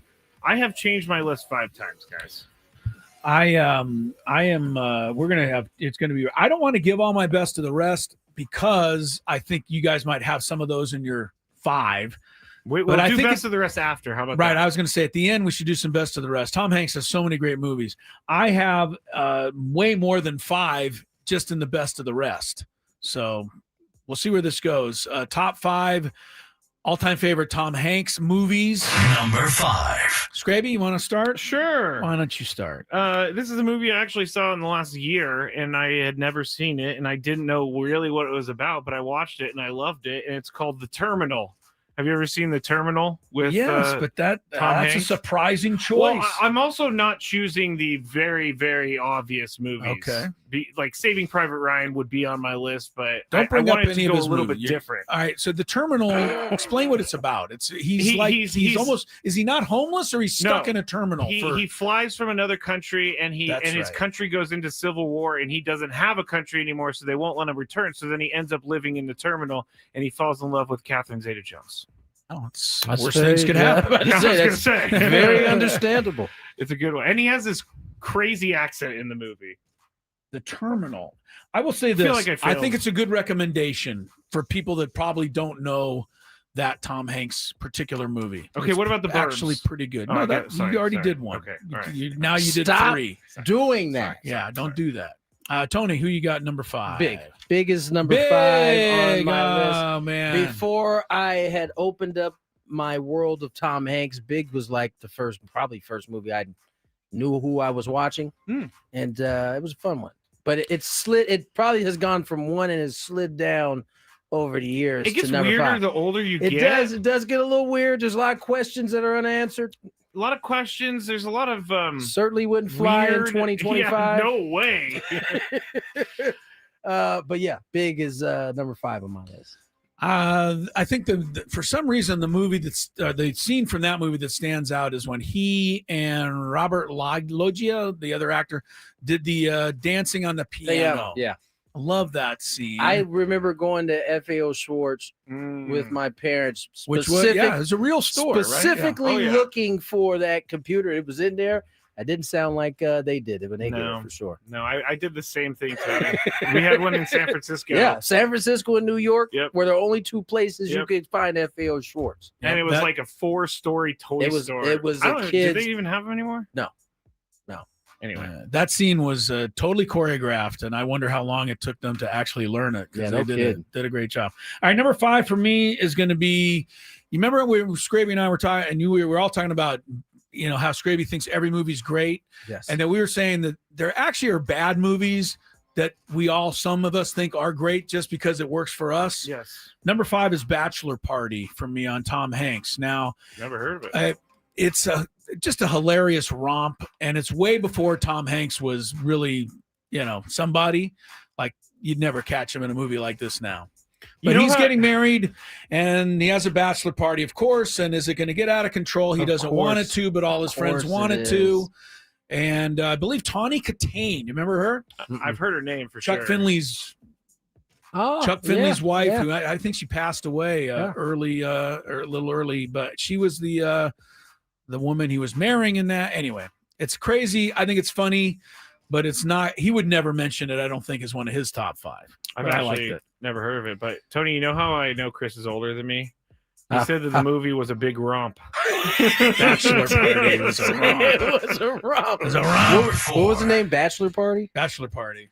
My number 4, again, I'm not going with the obvious, but That Thing You Do is a great movie. He's a record exec. He gets with the Oneaters or the Wonders, and he makes them famous, and it just kind of follows this band, and it goes the highs and the lows of being famous in a band. I love that movie. I recall it. Do you have a year on that? 98. Okay. Let me see. That's fine. You don't have to. I thought if you had it handy. 96. Tony, number 4. Tom Hanks movie. Forrest Gump. Forrest Gump? Forrest Gump. I mean, life's a box of chocolates. Nice box of chocolates, type of shrimp you want. I mean, A lot of different things. I mean, the Nike Cortezes that are in there. I got a pair of those. I mean, this movie is an iconic it's like a film. history lesson. It is. The whole movie. It really is. If you didn't know anything about Alabama football, you can get a little taste of that in there as well. It's pretty incredible It movie. He won Best Actor, and it also won Best Picture. The only thing I hold against it is the fact that a movie it beat out for Best Picture was Shawshank Redemption, which I don't think any of us knew at the time was that great, but I think is aged much better than Forrest Gump has. But Forrest Gump was pretty incredible. I always at the time disliked how Jenna treated him. Of course. Jenna. Of course. Not a fan of Jenna. She regretted it in the end, though. Of course she did. And it was too late. What was the corporal's name? Lost his legs. Lieutenant Dan. Lieutenant Dan. I think that Gary Sinise has a band called Lieutenant Dan Band. That would be smart. Yeah, Forrest Gump's a must. Number 4 for me, Saving Private Ryan. I don't like war movies in general. I know, Skraby, you do, and you're kind of a famous. Movies. But this one grabbed me, and I would recommend, I remember this movie when it first came. It was intense. Yes, it was. The first 20 minutes are incredible. Yep. It is the actual storming of the beach in Normandy. Yep. And, D-Day, December 6, 1944, and Steven Spielberg's direction of that scene, you cannot rip yourself away from that scene. And it's 25 minutes. It's as good as any 20 minutes I've ever seen in a movie. It's scary. It's scary. And it's scary because you almost feel like you might feel if you were in the war. Oh, totally. Right? Totally. And you see like the fear of the soldiers. It really put a new emotion to it. Yeah, for Saving me. Private Ryan. That's a great one. That is a fantastic one. And that's only number 4. That shows how good the guy is. All right. I'm going to go with A League of Their Own because I say something from this movie at least once a week, and it's there's no crying in baseball. There's no crying in baseball. I love that movie. So good. Great flick. Yeah. Racine Peaches.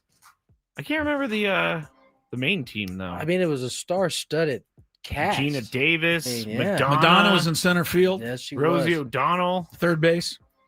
Chris knows their position. Marlo Hooch was the second baseman. Marlo Hooch. We were playing softball 2 weeks ago, and it was Halloween week. There was a Marlo Hooch gal out there playing softball dressed as Marlo Hooch. Movie still resonating. Absolutely. Number 3 on my list, Turner and Hooch. Oh, I forgot about this one. I love this movie. I love Turner and Hooch. I loved it. I mean, I was sad when Hooch. Yeah, it's a long time. He was Turner. It's almost 40 years ago. Yeah, it was a long time ago. Hooch got shot in the movie, but it was a great movie at least for a kid at the time. I enjoyed that one a lot. Turner and Hooch. Yeah, that was a good one. Number 3 for me is The Da Vinci Code. I don't think it's one of the best movies I've ever seen, but it is maybe the best book I've ever read. I read it, and I don't read. I read it in 3 days. I think if you've never read The Da Vinci Code, I think you owe it to yourself. Don't see the movie at all. Just read the book. I think it's incredible. And this book was so good, apparently, that it had non-book readers reading books. It was. I remember in the clubhouse, there was at least 6 or 7 guys reading this book in 2000. I read it just like Skraby did. Whatever came out. I went to sleep at night and I'd be like, I'm getting up early so I can start reading again. It was that good. The movie is quite good, but not, no movie's as good as the book. But Tom Hanks is the main protagonist. Anyway, that's my number Da Vinci 3. Code. Yeah, that book. I can imagine Tony walking into the clubhouse and like 5 guys all in the locker room. Hey guys, you see the game? Shut up, Tony. We're reading the Da Vinci Code. Who was your most serious? Like you had David Bell on your team. Can you imagine David Bell just reading Da Vinci Code as you walked in? David Bell was off to himself. Definitely could see him reading the Da Vinci Code. That's a good one, Chris. Number 2. This one made me cry. Still makes me cry. Always makes me cry. The Green Mile. John Coffey. Boy. Yeah, the big fella. What was his name? Michael Clark Duncan or something. Michael Clark Duncan. Yeah. Unfortunately, he did pass. He did away. pass also. Yeah. But when they put him to death, there's no spoilers in this. It makes me cry every if time. the movie is over 10 years old, I would say 20. 20? Oh, 15. easily. Green Mile? No, I'm saying if you should not feel like hesitant to talk about it if the movie's over 10 years old. Gotcha. Yeah. And like the whole flashback scene where he sees what's happening and he knows it's the guy on death row and then he ends up, it's a heart wrencher. Oh, bad. Tom Hanks is one of the guards. Yes. And it's a Stephen King story. Which is crazy, but yeah. It's quite good. By the way, I'm looking at a website here called Ranker. Have you ever seen that where they rank everything? It's number 3 on that. Saving Private Ryan 2, Forrest Gump 1, based on that website. Where's Turner and Hooch at? Well, I'll get there, Tony. I'll take a look while you're doing your next one. I'll try to see if I can find Turner and Hooch. I'm sure it's on here somewhere, but I'm still scrolling. You already went Scrape? Yes. This is what, number 2? Yep. This already been said, but League of Their Own. Yeah. I mean, it was this was a good. I mean, my sister and I used to watch this movie like all the time. It's quite good. It was really good. Turner Hooch, number 17, which out of Tom Hanks is pretty high. It's pretty dang good. Not bad. Number 2 for me, I'm going to go with Forrest Gump for all the reasons we already put it on the list. All right. Our boss Adam would like to know, Chris, if you've read Angels and Demons. The second follow-up. Yes, it's a prequel. But it came out after. It did, yeah. So, but have you? Yes, but only because I had read Da Vinci Code. I said I got to read this other one. And it was good, but I mean, it was, Da Vinci Code was the original. That is true. So, number 1. Terminal's number 19, Skraby. Wow. So you guys are doing all right. Number 1 has to be something that I watched a lot in my childhood, and that's Toy Story. Toy Story. Yes. Ah. Woody. There's going to be a lot of those in my honorable mention. There's a snake in my boot. I love that movie so much. Toy Story. Who's the comedian that's in it with him? Never cared for him. Tim Allen. Tim Allen. Yeah, I was never a fan of him. To the rescue. Never a fan of Tim Allen, but yeah, Toy Story's good. All right, Tony, what you got at top? On top, number 1 in my Tom Hanks movies. Moviedom. Philadelphia. Yeah, That's very good. Another Academy Award winning performance. He won it back-to-back years, by the way. One of the few actors ever to do that. 1993 film of a attorney who was fired from his law firm because they found out he was gay, and that led to AIDS. He asked an injury attorney. Denzel almost takes the movie. He's so good, as always. That's a great one. This was like the first 93 out of been, 11? It's the first time I can... That's a pretty adult topic for you to be watching at 11. The Gwynns, they didn't hold nothing back. They didn't hold it back. Okay. I remember this being the first time like 2 big stars were in a movie together, like pretty good, playing off one another. How about the makeup and all of that? I mean, Tom Hanks at the end of the movie looks like death warmed over. Yeah. Which is how, unfortunately, in those days, the AIDS patients probably still, it's still a tragedy. Number 1's for League of Our Own. For me. Yeah. We should take the break because I have 5 great ones that didn't make my list. I got 5 that have yet to be mentioned. Oh, I got 5. I got 5. Okay. I want 5. If you we got 5 on it. We all got 5 to mention. Now, I will mention a few when we come back and also play Chris versus the fans. I don't know if it was my turn. Oh, Kirk Kenney just texted me. Bosom buddies. That's a television show, Kirk.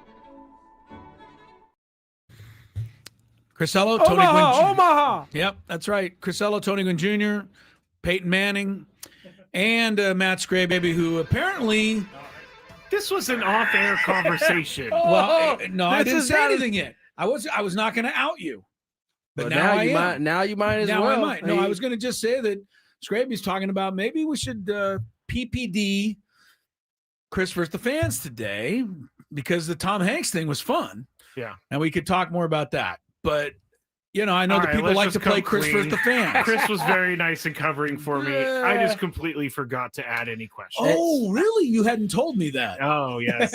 All right, Chris. And you know what? You know how that Good goes. man. Usually, if he hasn't come up with questions while he's doing them, you're going to get the. They're going to be such bad questions that you don't even want to play today. So You're not wrong. we apologize to everybody. Chris versus the fans will He's have scrambling to come up with some, but we'll see how it goes. Well, let's say this, man. Should we do Skraby, Tom Hanks movie trivia? I'm going to say this about Skraby, and I don't say a lot of nice things, but he does so many things behind the scenes for this show that you Thank people you. do not know. Thank you. And we do give him a hard time because it's fun. But you know, stuff like Chris versus the fans, stuff like, you know, Daily Gambit, or I do that, Yeah, you do but that. stuff like Big Five, Sports Court, All the Skraby puts a reads. lot of that stuff together. So it is appreciated more than he knows. And I understand how he could, you know, make a mistake of this magnitude. I think I have a tear, Tony. No. I really do. That was very nice of Chris. to say. So we'll get a chance to qualify for the Vegas trip Monday. Right? Yep. Okay. So we're not doing Chris versus the fan. I think it's better because Tony's right. Because if you're just making a question up on It'll the fly, be like, that's tough. what team does Kyler So, Murray play for? The Yeah. good thing is, or I don't know if it's a good thing or not, but we're going to have to find a way to cover these next 10 minutes. Good thing we well, each we have can. 5 We for did honorable promise that we're going to mentions. do 5 of the Tom Hanks best of the rest. Did you? I know Big Five's coming up. Daryl Strawberry in there? He's not. No. Okay. Did you see this one, Tony? I did. You know what? I forgot that actually happened.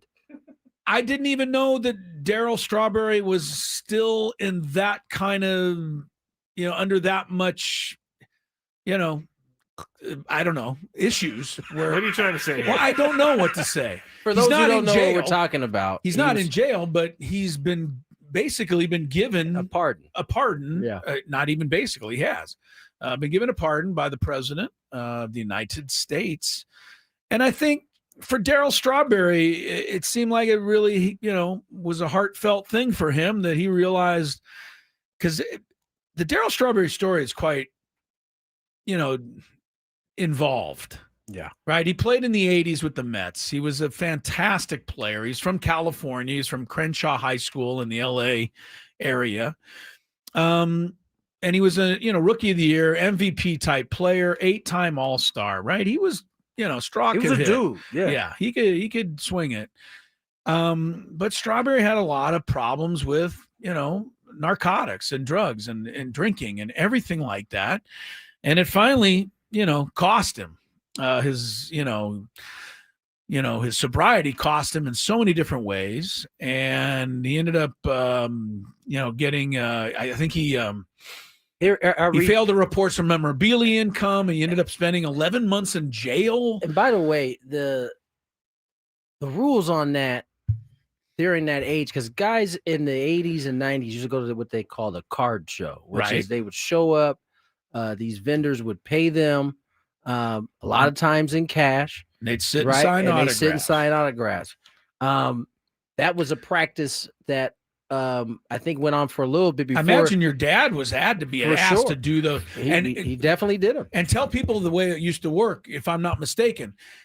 Like Tony would your dad would sit there. There'd be a line around the block to get his autograph. Right. There was a guy standing with Tony that said, all right, hurry up and get to the next person. Your dad would have loved to talk to everybody, but they had a certain number that needed to be signed in a certain amount of time. And so this was you're right. It was a big deal. And people used to a lot of people complained. They said, I tried to say hi to Darryl Strawberry and he told me to get lost. He had to. Yeah, Darryl pleaded guilty in 1995 to a single felony count of tax evasion. Right. That was based, as Chris just mentioned, on his failure to report $350,000 in income from autographs, personal appearances, sales memorabilia. That probably was over some years in time that he, ended up getting to that amount. Right. But nonetheless, he got a pardon.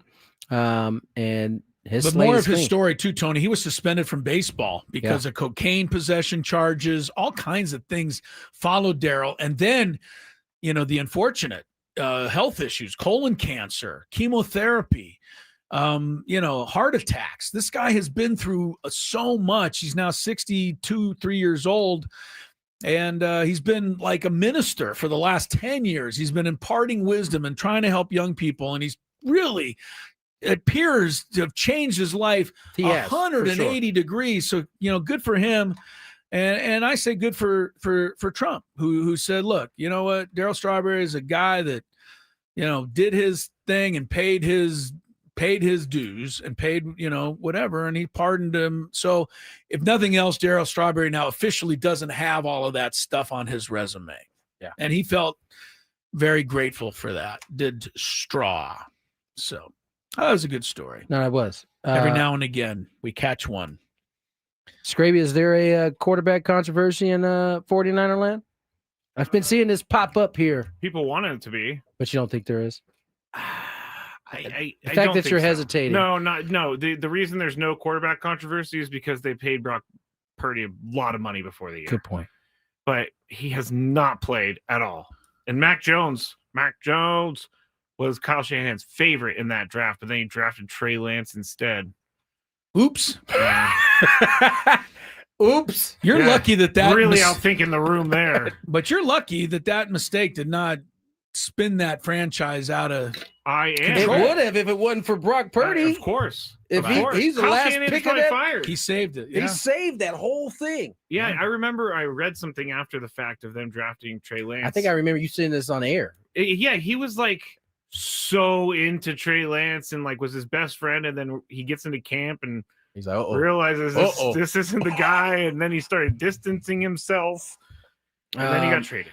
The other sad note, 6 former men's college basketball players at 3 schools, New Orleans, Mississippi Valley State, and Arizona State, participated in gambling schemes that included game manipulation or sharing information with known bettors, the NCAA announced Friday. Day Hunter, Daquivian Short, and Jamon Vincent, who played for New Orleans last season, manipulated their performance for betting purposes in 7 games, according to the NCAA findings.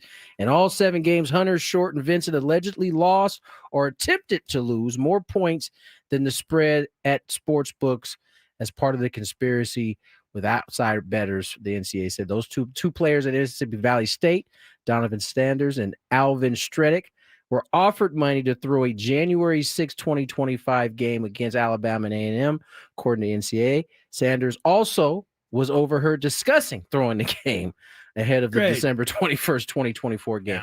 Yeah. Basically, those 6 players have been busted on this. We had read last week or maybe 2 weeks ago that there was an investigation kind of going. That seems to have come to an end. It just continues to reach further and further out in sports. It's there. It's out there. Luckily, we're 7 days into November, and they have not enacted the legalization of college athletes gambling. They have gone away from it. So and let's stay there at least. It's so interesting. We talked a little bit about it yesterday. ESPN all of a sudden canceling bet ESPN Bet after ESPN spending. Bet is no more. Was it millions or billions? Is it no more, Skraby, or is it there just not being run by ESPN? It's not there at all. I think on December 1st, it like actually closes, but they signed a 10-year, $2 billion deal with Penn Gaming, and they are already out of the gaming business, basically saying they couldn't get a market share. And I know why. Oh, so they're not out of it because they're trying to do the right thing. They're out of it because they weren't making any money. I think they're out of it because the NBA was like, hey, this you can't have your own sports book. Sorry, this ain't going to work for us, man. Yeah. Okay. But like, I think that the reason that it failed is because they had terrible personalities on there. Chris and I used to watch this all the time. They would predict and we would keep track. They were never right. And they acted like they were always right. We've done that experiment a few times on this show. And they were never right. But we make fun of ourselves and we don't purport to be experts. No, I'm not talking about us. I'm saying we've done that on we did the BetQL thing. Remember that Chris would choose a 5-star on his own. Oh, that's right. And then I would go up against the actual 5-star. And they would never be right either. Well, maybe it's slowly but surely.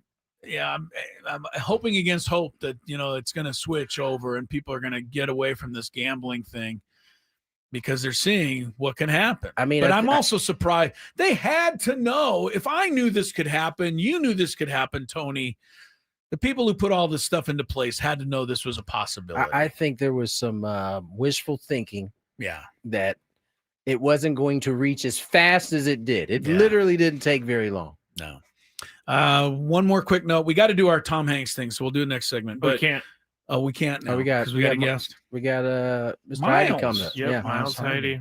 We'll get in our honorable mentions at some point. Tom Hanks fans, never fear. Do you know who Olivier Ryu is? Anyone? Yeah, Olivier Ryu. Is he in the Big Five? He's in the So we will find out. I will tell you in advance. He's in the really Big Five.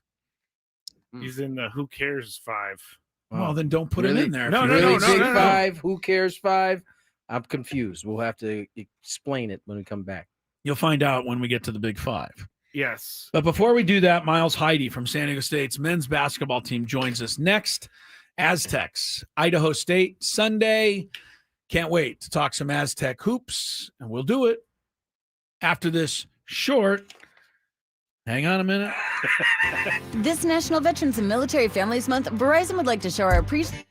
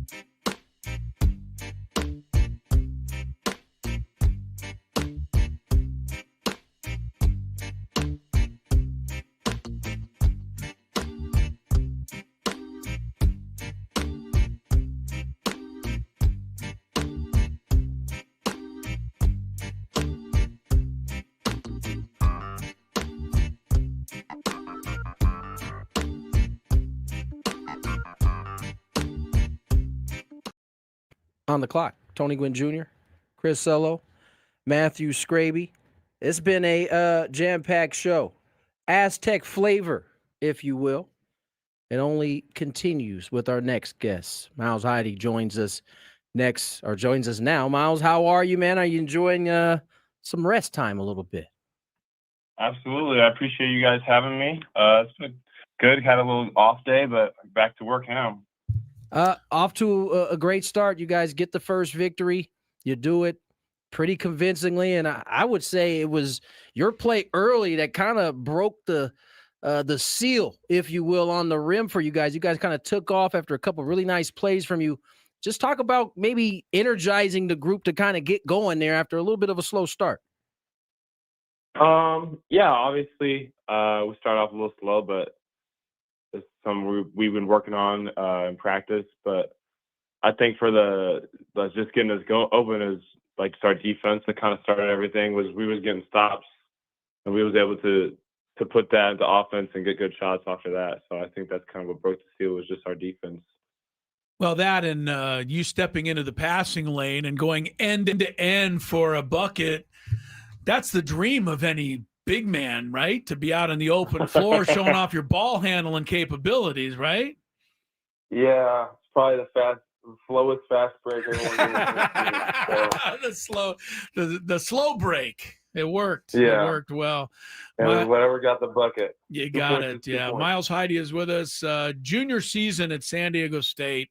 And to me, Miles, you become one of the fan favorites. I know you guys are all down there working your tails off, but I think the fans really love your work ethic.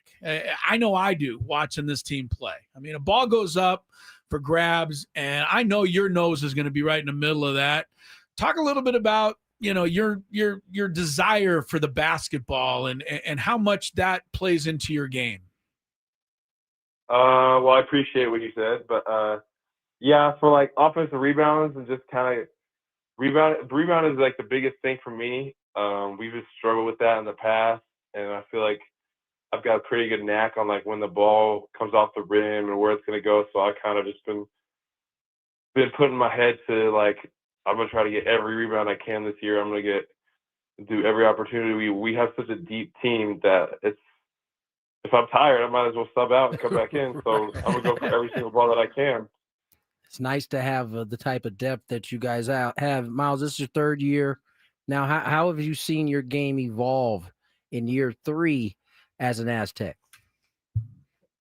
I would say I've been working on my outside game a lot more. So, I mean, people saw me dribble for the first time probably. Like a fast break. So I've been working a lot on that and just being patient on offense. So, like, back downs, just being patient, letting the defense set. So then I got my outlets if I need to. And then, obviously, our culture at San Diego State is our defense. So I've kind of just been working on getting my hand into getting more deflections and being able to contest without fouling, because I'd rather stay in the game than sit on the bench with 2 fouls in the first half. So just being able to make the right plays and have an IQ on the floor. Miles Heide is our guest, one of my particular favorite Aztecs on this basketball team, and it's actually a pretty long list. I think almost all of you guys by the end of the season will be on it. So, we love watching you guys play. And talk a little bit about, and this is your third year. You were on a Sweet 16 team as a freshman last year. I thought another good season. It didn't quite end the way you wanted. But how do you rate this and compare this year when we haven't started necessarily, but what do you think as far as comparing this to what you've been on the first 2 years? Because everybody's saying this is a really talented group. Obviously, like I said, we're really deep and we have a lot of good pieces. I think that obviously we're experienced and we've got a lot of returning guys, but also just the new guys and the freshmen as well. They took a really big leap this year, like just the start of this year. Like our freshmen are really good, Jeremiah, Sean. So I think we have such a deep team. We're able to really play as hard as we can and kind of buy into the fact that we all want to win instead of just sacrifice those individual goals for the greater good.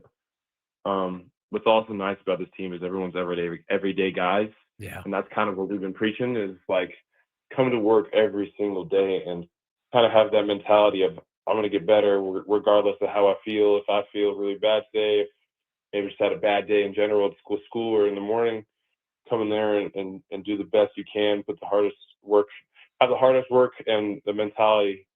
So I think that's what everyone kind of has in this team, and I think that's why we can be so special.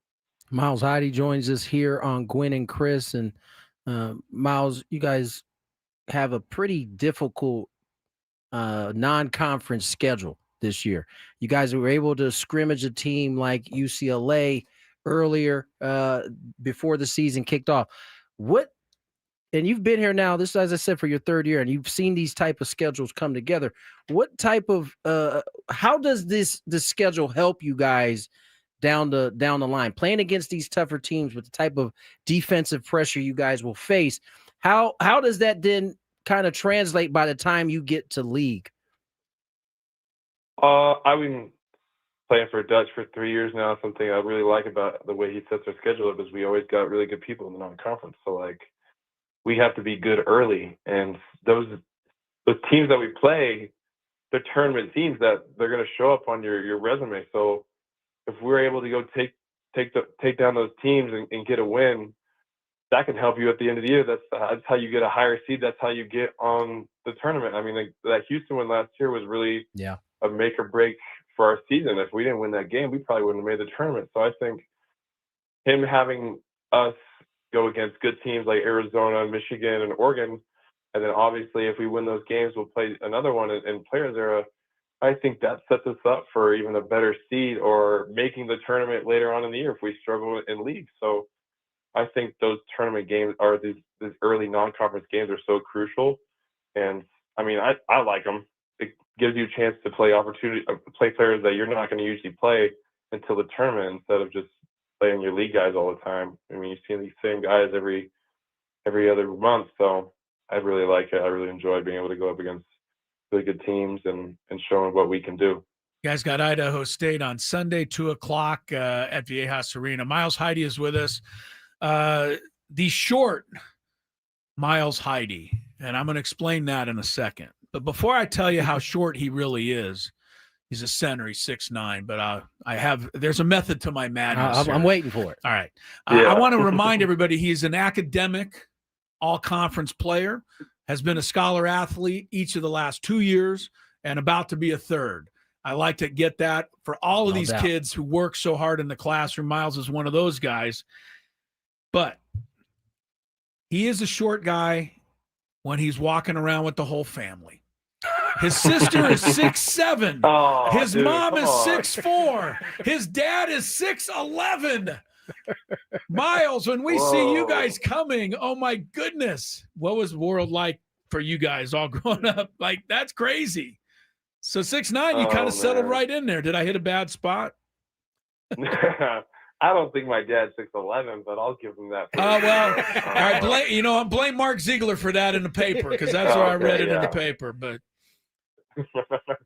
no, it's been really, like, my family's always been there for me, and like I've always looked at them as like, man, how am I gonna get through this if I have a bad part in my career? Because both my parents obviously played in college. My sister's played in college.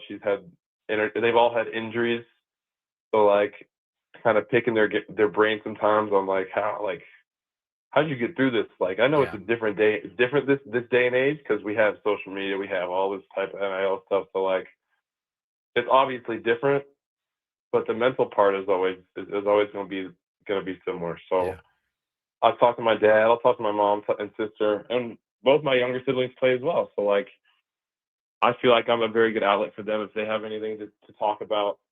But during my recruiting process, I had both of them. I had my sister. So like, it's always a blessing being able to go to them and obviously play my dad sometimes a 1v1. My brother, they both just came down for the last game, so it's really good to see them. It's not often you can lean on all of your family for nice. For type of advice in terms of being recruited. That doesn't happen very often. Miles, can't hide anything away from the Heide family on the highest shelf in the kitchen. No, you can't. They'll get it. Miles Heide joins us here, big man for the Aztecs. Now, a couple of days you guys did some work in the community. It sounds like you guys were out at Hoover High School, helped distribute some food to the community. community. It's the third time you guys have been down there to do it. That's got to feel pretty good to kind of give back to the community a little bit.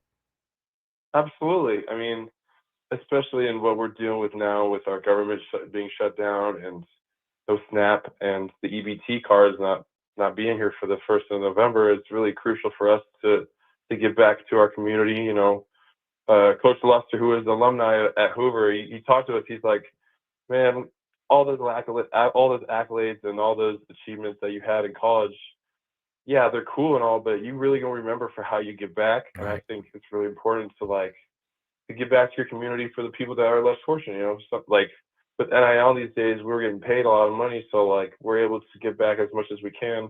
And especially through Mesa, we do a lot of that, which is really great. I'm really grateful for that. And you know, we're going to continue to do that. You know, we showed up at events, had the whole team there. It's always good to hang out with some high school kids. Just, you know, they're always excited to see us. Yeah. See the people that need the food and just hand them out. It's really great. And I mean, obviously, it's good for me, just because I get to give back. So we're going to continue to do that. We're going to continue to spread the awareness on Instagram and stuff like that, especially through Mesa. So, awesome. Yeah. I want to point out too, and following up that Miles was talking about donating their time and all of this.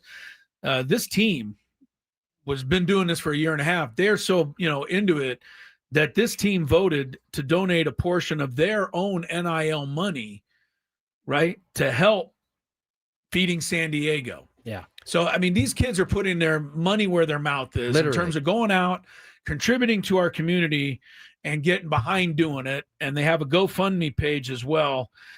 So, look that up, GoFundMe.com. You can find San Diego State's, basketball team and help because they're out there doing that. And that's a tip of the cap to you guys. No doubt. Miles, appreciate your time, man. Keep up the good work. We'll be rooting here on Sunday for you guys, and best of luck the rest of the season. Thank you, man. Thank you for having me on. I appreciate you guys. Have a wonderful Friday, man. Thanks, Miles. You do the same. Go Aztecs. Miles Heide. Big man for the Aztecs, well-rounded. He's a big man until I've seen him walk into the practice and after one of the girls' practices, and the guys will come in. Miles Heide comes walking in, and I go, man, he's a big. And then Guath comes in, and I'm like, well, Miles isn't that big.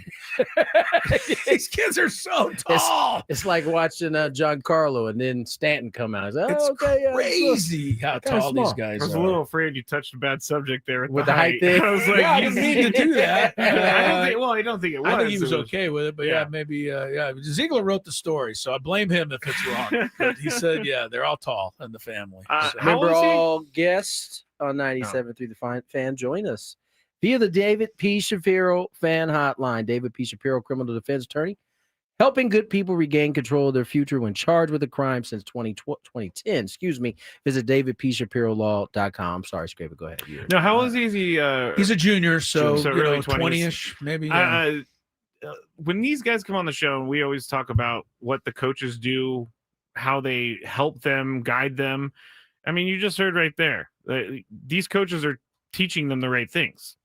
Your accolades are going to be great, but helping these people is going to make you feel good. And listen, a lot of these, if we're being real, a lot of the guys and gals at that age hear that, but may not quite believe it. But as you get older, you start to recognize that no matter what you've done in your career, ultimately, when you are dead and gone, people are going to remember you more for the things you did in that community. And very good, Tony. I think San Diego State, specifically that basketball team, doing a terrific job, especially with this current time that we're dealing with right now. So did we not?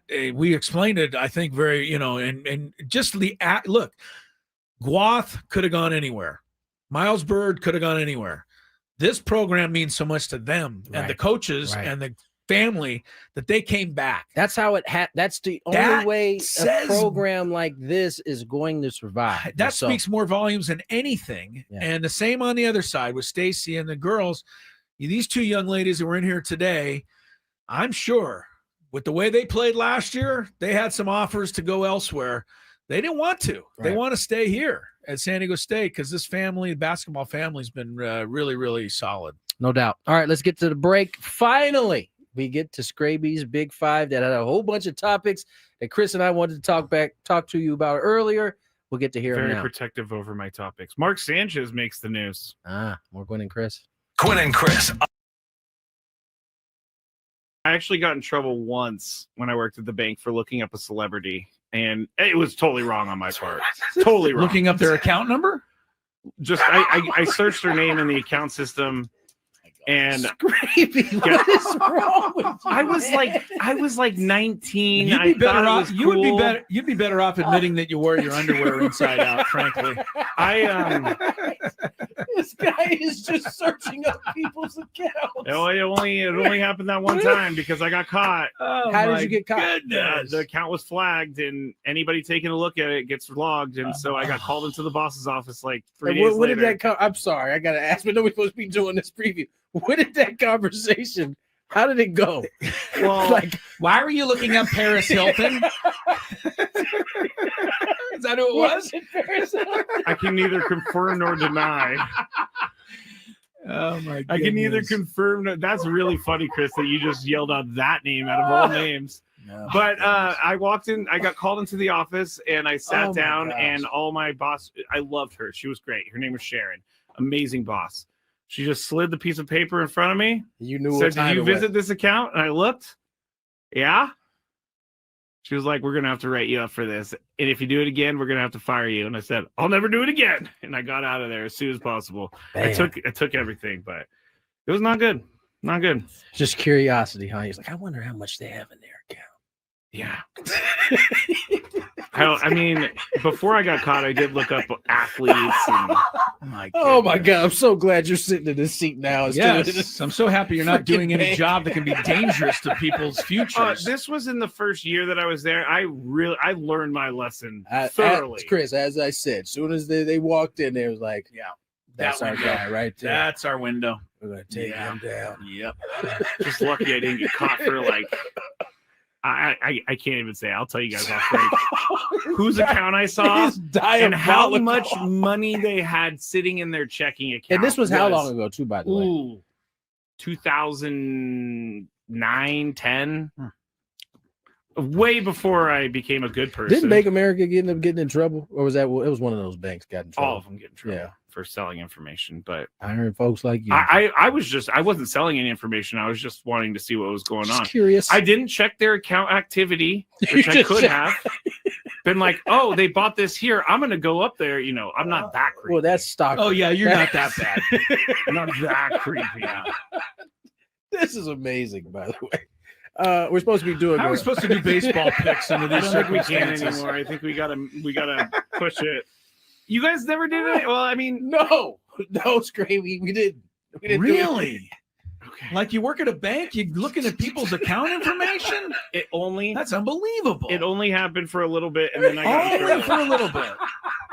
I can't stop laughing at this because it is quite hilarious, Skraby. But you were saying that I may have gotten robbed or whatever. I actually did get robbed when I worked in San Francisco, and they're called quick change artists. How long did you work in the banking industry? 8 years. I was a teller supervisor when I finished. I was also the merchant teller, which took in around $150,000 in cash a day. Guess what? Always balanced at the end of the day. Yeah, I bet. But there was a guy who walked in. He had about $5,000 in hundreds, and he handed it to me. He said, "Can I get 50s for these?" And I said, you know, it's pretty annoying that he wants $5,000 in hundreds, and he wanted $5,000 in 50s. He just wanted 50s instead of hundreds. So I had to go get it from the vault. I come back. I'm starting to count it out, and then he's like starting to ask me questions as I'm counting it out. He's trying to what did I tell you, Chris? This is what I'm talking about. That window right there. Hey, this guy was so good that no one saw it coming. But so when I started getting mad at him because I counted out the 50s, he goes, "What are you doing?" I asked for 20s. And I'm like, what? You did not ask for 20s. You asked for 50s, bro. Yeah. I had to go to the vault to get those 50s. And as I was getting all mad and talking to my boss, he took the cash off the counter and put it into this folder that he had on the thing that the original 5,000 in hundreds. Yeah, well, he kept going like that, and then I was so mad, I just grabbed it and I threw it in my drawer. And then he was like, "You know what? I'm out of here."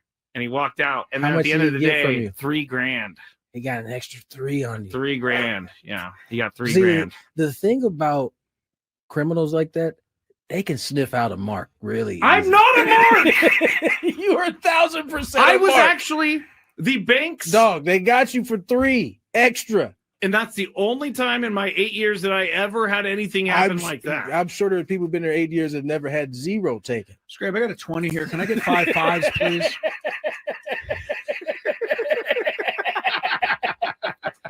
I hate you guys. Let's get to that was one of the worst moments of my life, but you know what? It taught me a lot. Never trust anyone ever again. You know what? You definitely have learned because you don't trust very many people. I don't trust anyone anymore. You are. I actually got in trouble once when I worked at the bank for looking up a celebrity, and it was totally wrong on my part. Totally wrong. Looking up their account number? Just I searched their name in the account system, and Skraby, what is wrong with you? I was like 19. You'd be better off. You would be better. You'd be better off admitting that you wore your underwear inside out. Frankly, This guy is just searching up people's accounts. It only happened that one time because I got caught. Oh, how did you get caught? The account was flagged. And again, to Miles Heidi, San Diego State basketball Sunday, 2:00.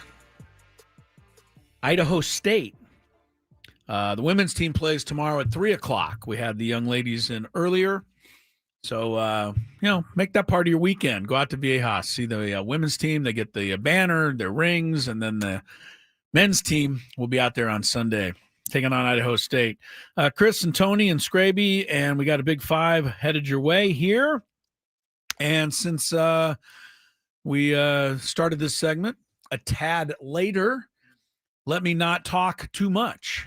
Let me give it to Skraby right away, because otherwise he'll get typically ornery.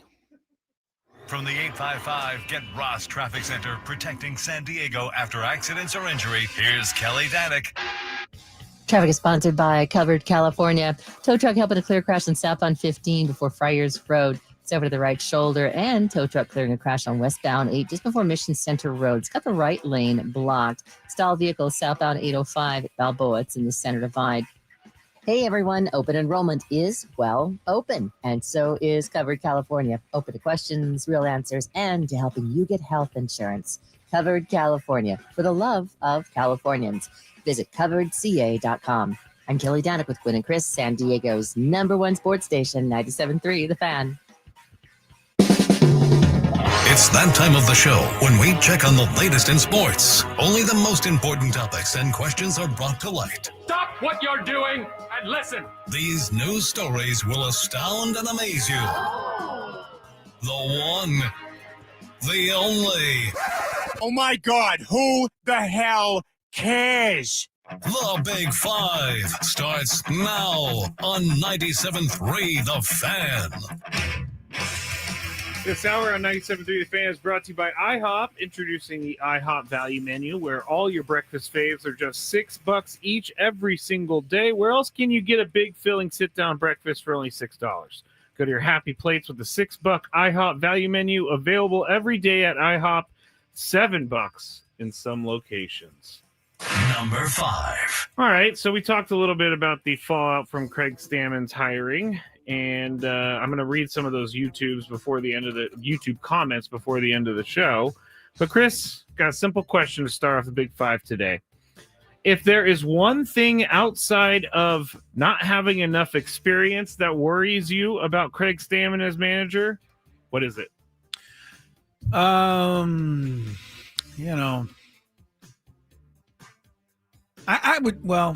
think everything's kind of in that category, unfortunately. I mean, I was going to say... Is there a part of yes, I'm going to say specifically, I think the game, when you're in the dugout, comes at you fast. And I don't think there's any way to get used to that other than to have it happen. Trial by fire. So, not that he's going to miss a pitching change or forget, to put a pinch hitter up, but there's a lot to think about. But I think Craig Stammen is smart enough to know that he'll lean on the people around him and, get better at it. So, but that is a little bit of a concern. And I think when you get to the postseason, it probably comes even faster. So there you go, if you're looking for a concern. But I don't have many. Craig Stammen's I think he's a pretty solid guy. I'm really a fan. Tony, if there was one thing outside of experience that worries you about Craig Stammen as Padres manager, what is it? I don't know if concern is the right word, but I think the hardest thing to do is manage a bullpen. I think he's got great help in that category to do that, right? Ruben, assuming he's back as the pitching coach, Ben Fritz, he's done a terrific job. So he's got support there. But can he connect when a position player gets into a rut or he needs to get hit, try to pull something out of him? That's not something that pitchers generally have a lot of experience at. But like I said, I don't think it's concern. It's inevitable that he's going to have to do it in the same way it's inevitable that some of the things Chris mentioned, he's going to have to just kind of walk through.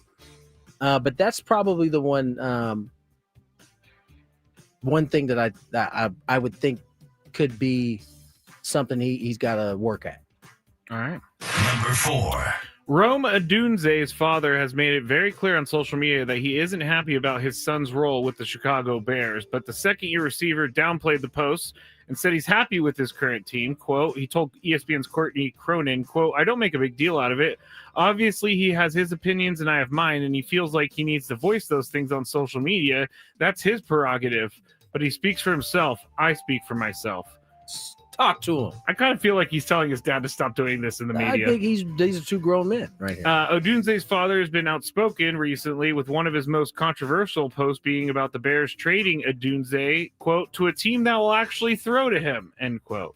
He also has reposted a handful of posts about his son needing more targets. So, Tony, we've actually talked about this a little bit more recently. Why do parents think this is a good idea? I don't know that they think it's a good idea. Listen, all of our parents, I'm willing to bet, have had something negative to say about coaches that we were playing for. I know mine's had. And before, they didn't have an outlet. They just said it to you in the car on the way home, or that coach needs to play anymore. 100%.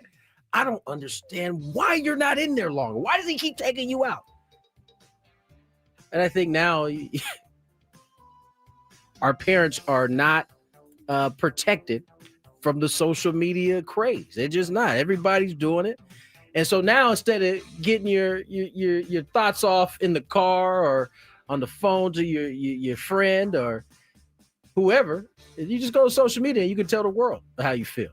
Mm-hmm. And so I just think it's a new element that we are having to get used to. I don't think parents are intentionally meaning harm. They are genuinely frustrated that their child, they think, is not being treated the way that they feel like he should be treated. Maybe he should be calling out the quarterback. I don't know. What's the record? I'm not sure, honestly. They're doing all right. I think they're winning for sure. 5-3. 5-3. Chris, yes. Why do parents think this is a good idea? Well, I'm not a parent. So I'm going to be... You're a parent to Kylie. I know, but she doesn't play sports. Kylie the dog. So I'm going to be a little harsher on this one. Only because I think a parent ought to be smart enough to know better that going on to social media and whining and complaining about your own kid not getting the ball enough, it's just a bad look. And I think it adds a little anguish to what your kid is trying to get accomplished out there.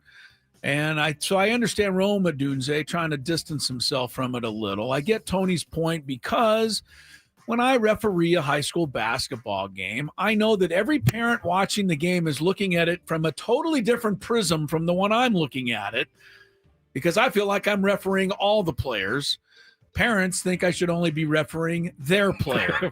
Right. And so I get that, but I would like parents to, hopefully be a little smarter and understand that there are 10 other guys on the offense for the Bears, and Rome Odunze can't just get the ball every play, and just let it happen organically. Can I play devil's advocate on this? Yes, for a second? Of course. If we are to say that our parents should be smarter, shouldn't the people who are reading the text from the parent also be smart not to take it attach it to the son? Okay. Like, at this point, it's not like we're 5 and 6 years old and we're going back home and our parents are just repeating something that we told them. I mean, he watches the game just like everybody else does. So I think we should all be able to kind of separate father and son. I agree with that. And not assume that, oh, father said it, so this must be how son is feeling about it. Yeah, you're right about that. Yeah. I mean, look, Lonzo and LaMelo and all of them, they had to put up with a lot of stuff worse. that they didn't say, or do. Lonzo Ball's career almost ended due to the shoes his dad made him wear. He literally said that. Yes, too, by the way. he did. He said he threw them away. Number 3. Mark Sanchez will not return as a Fox Sports analyst as the former NFL quarterback faces trial stemming from his alleged attack on a truck driver last month. To replace Sanchez, Fox has hired Super Bowl winning quarterback Drew Brees. Quote, Fox spokesperson said today, we can confirm that Mark Sanchez is no longer with the network. There will be no further comment at this time. Chris, you're up first here. Do you think he will announce again? He's got bigger problems right now. I don't know that I can get even to there. I mean, I don't know if, how he doesn't wind up in jail for a long time before he even has a chance to announce again. So he's got to get through that first before he's back. Yeah, I'm not ready to even answer that. Number one. Number two, we haven't heard a word about this since the actual incident. He's supposed to be in court December 11th, but most people don't think he'll even be there because of all of the recovery from injury and everything that's happened since. So this is going to take a long time to stretch out. But I certainly am not surprised that Fox made a move quickly. Tony, do you think he announces again? I don't know. I think Chris is right. He's got a mile of stuff in front of him that he's got to get through before he can even get to that question. I think it's unfortunate that it goes down this way, but Fox kind of had to do what they had to do. Yeah. And shout out to my man Drew Brees getting an opportunity back in the booth. I know that's something he wanted to do.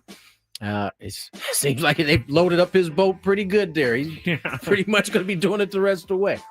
Yeah, it's whole Mark Sanchez thing is it borders sad, on between sad and just really scary, ugly too. Because I don't know what really happened, but it seemed like he really beat the crap out of that guy. The crazier part is it seems like it's a one-off. Like everybody had said he was a good dude, and except his former I guess girlfriend or something. Oh, did but she say something bad? Oh yeah, but they never have good things to say, do they? That's former girlfriends? No. Former no, there's nothing good. I think it was the mother of his child, but I don't remember if they were. That's different than former girlfriend. Okay, but what's in between girlfriend and ex-wife? I mean, I don't think they were married. So I think the baby part is the baby changes it a little bit. It does. Number 2. Drake, already in the midst of an up and down we got 2025. another Drake one? Yes, made things worse for himself by inadvertently providing motivation for the Dodgers during their World Series win over the Toronto Blue Jays. Infielder Miguel Rojas, one of the Game 7 heroes, told TMZ Sports they were well aware of Drake trolling Shohei Ohtani throughout the series, and it helped them provide them with additional motivation. He said, quote, "We got this guy right here. We all know who he is, but you don't have to do that, man. Shohei Ohtani, he's been doing everything and anything for baseball, and that's kind of why Kike kind of had his moment there," end quote. Tony, is this motivation stuff actually a thing? I mean, I'm pretty sure they wanted to win the World Series. Yeah, that's before what I'm that. thinking. But I'm sure they also took great pleasure after watching their teammate get posted on and look crazy with that particular picture. I'm sure they took great pleasure. I'm sure they couldn't wait to get this off their chest. But was it a real motivation? Probably not. These dudes wanted to win a World Series. Yeah, that's the motivation. Chris? Yeah, partly I agree, but I'm just going back to what Jordan used to do. I mean, he used to make up something sure did. to motivate himself. And I got to believe that he really wanted to win the championship too. Yep. But he'd find extra motivation anyway. So I don't think that Drake just blew it here. I'm scared to ever pop off. Like if I know it's not going to happen in my lifetime. I'm running out of time. But if the Dolphins are like 20-point favorites in a Super Bowl someday, I would be scared to even think that they were going to win the game because I would jinx it. So like Drake, popping off after they took a 3-2 lead, that's why I don't do that stuff, because it can come back and get you. Number 1. There is a new tallest man in college basketball, everybody. Yeah, and he's annoying Skraby for whatever Florida's reason. Olivia Rue. Rio. He is a 7'9" center from Canada. Say it again. Ryu. No, size. 7'9". 7'9". That's from Canada. He made history for his size Thursday night when he checked in for his first college minutes, and in the process became the tallest ever to appear in a game in college basketball history. He's really great because he finished the game with no official statistics after checking into play the final 2:09. He played 2 minutes, and they had all 5 guys guarding him, apparently. Chris, yes. He has received NIL deals before he even got a foot on the court. Yeah, well. Does he deserve NIL deals? I don't know that he deserves it, but I mean, he's 7'9". That's going to be kind of an attention because grabber. You're tall, all of a sudden you're just like, I can't help that. Hold on. Have you seen him play? He's only played 1 game. San Diego State's only played 1 game. But he was making NIL last year when he was on the bench on his red shirt. What does it have to do with can he play or not? Maybe the guys in front of him what are if better. a guy who actually is good isn't getting the NIL because some guy just trust is me, a sideshow? if he was that good, they would find him and he'd be getting NIL. Sideshow. Skraby's saying is a sideshow. I don't think that's fair yet. If he's good, give him a chance. He's got 1 game under his belt, buddy. Yeah, he didn't get any official statistics in the game, so do better. I don't know why this bothered me so much, but it's you're not going to like this question. Just because you're tall, you get money? You're not going to like this question, and some others may not. But people that are more attractive tend to get more chances out there sometimes than people that aren't as attractive. Well, as an ugly person, that is true, Chris. You don't like the question? I don't like the question. Well, all right, we got more. Gwynn and Chris, coming ahead. Hey, it's Ben and Woods.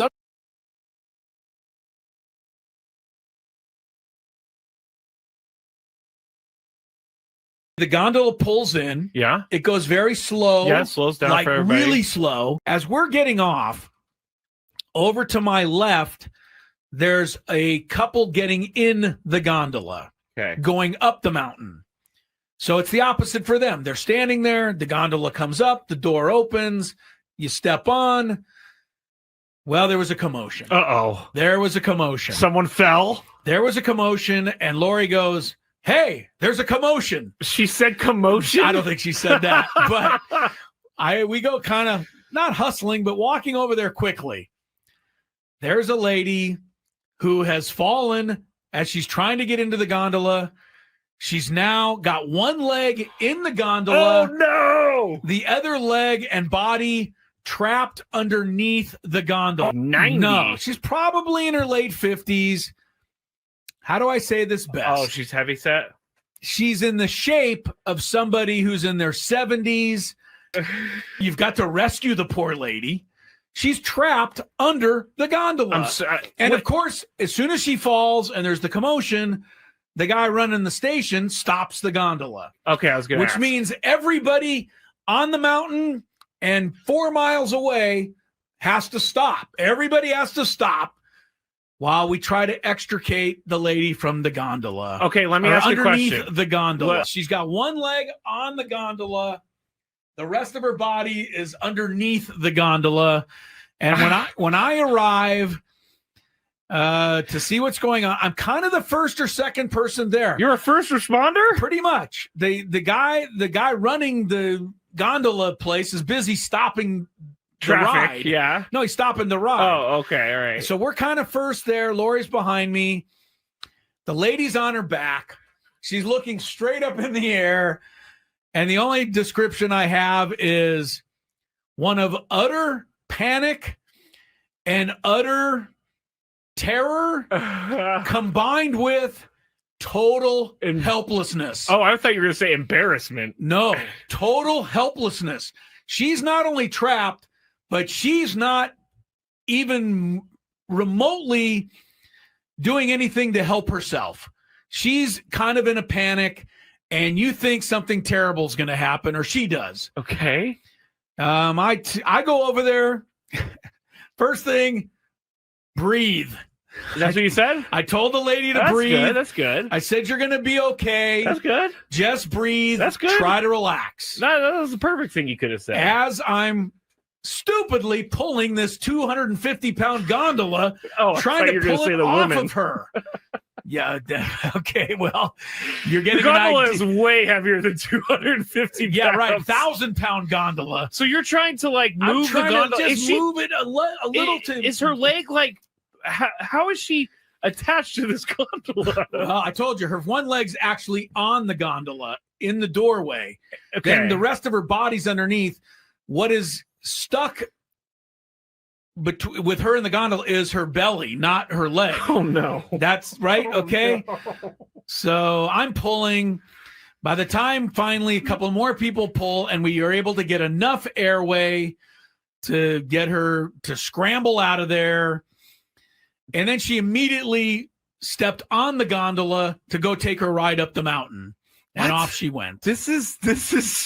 I felt like I saved her life. I really do. I honestly feel like I almost saved her life. I kind of will credit you with this. You know, she was. I think if I didn't tell her to breathe, I think she would have gone into some sort of shock or whatever you do. No, she was you're going right. into You're a right. panic, Skraby. You're She was going into absolutely an absolute panic, and. You know, I had to calming her down, I think, was the number one thing. She wasn't in any real danger, but she wasn't feeling great because she was trapped under the gondola. But the fact that you said her belly was... Yes, her belly, yeah. I'm telling you, Scrabe, it was a factor. And there was, there's a couple of people pulling on an arm trying to drag her out. I'm crying. I know. There's people on the other side with her arm. They're trying to drag her.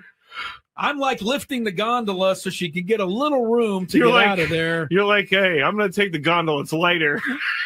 All right. I didn't say that. You did. But it was quite the scene. I am happy that she's okay, obviously. She's fine. If she got right on the gondola. If this was a worse story, I would not be laughing. But she's fine. You did probably help her a lot more than you think you did. I think so. Because she was able to calm down just a tad. The gondola pulls in. Yeah. It goes very slow. Yeah, it slows down like for everybody. Really slow. As we're getting off, over to my left, there's a couple getting in the gondola. Okay. Going up the mountain. So it's the opposite for them. They're standing there. The gondola comes up. The door opens. You step on.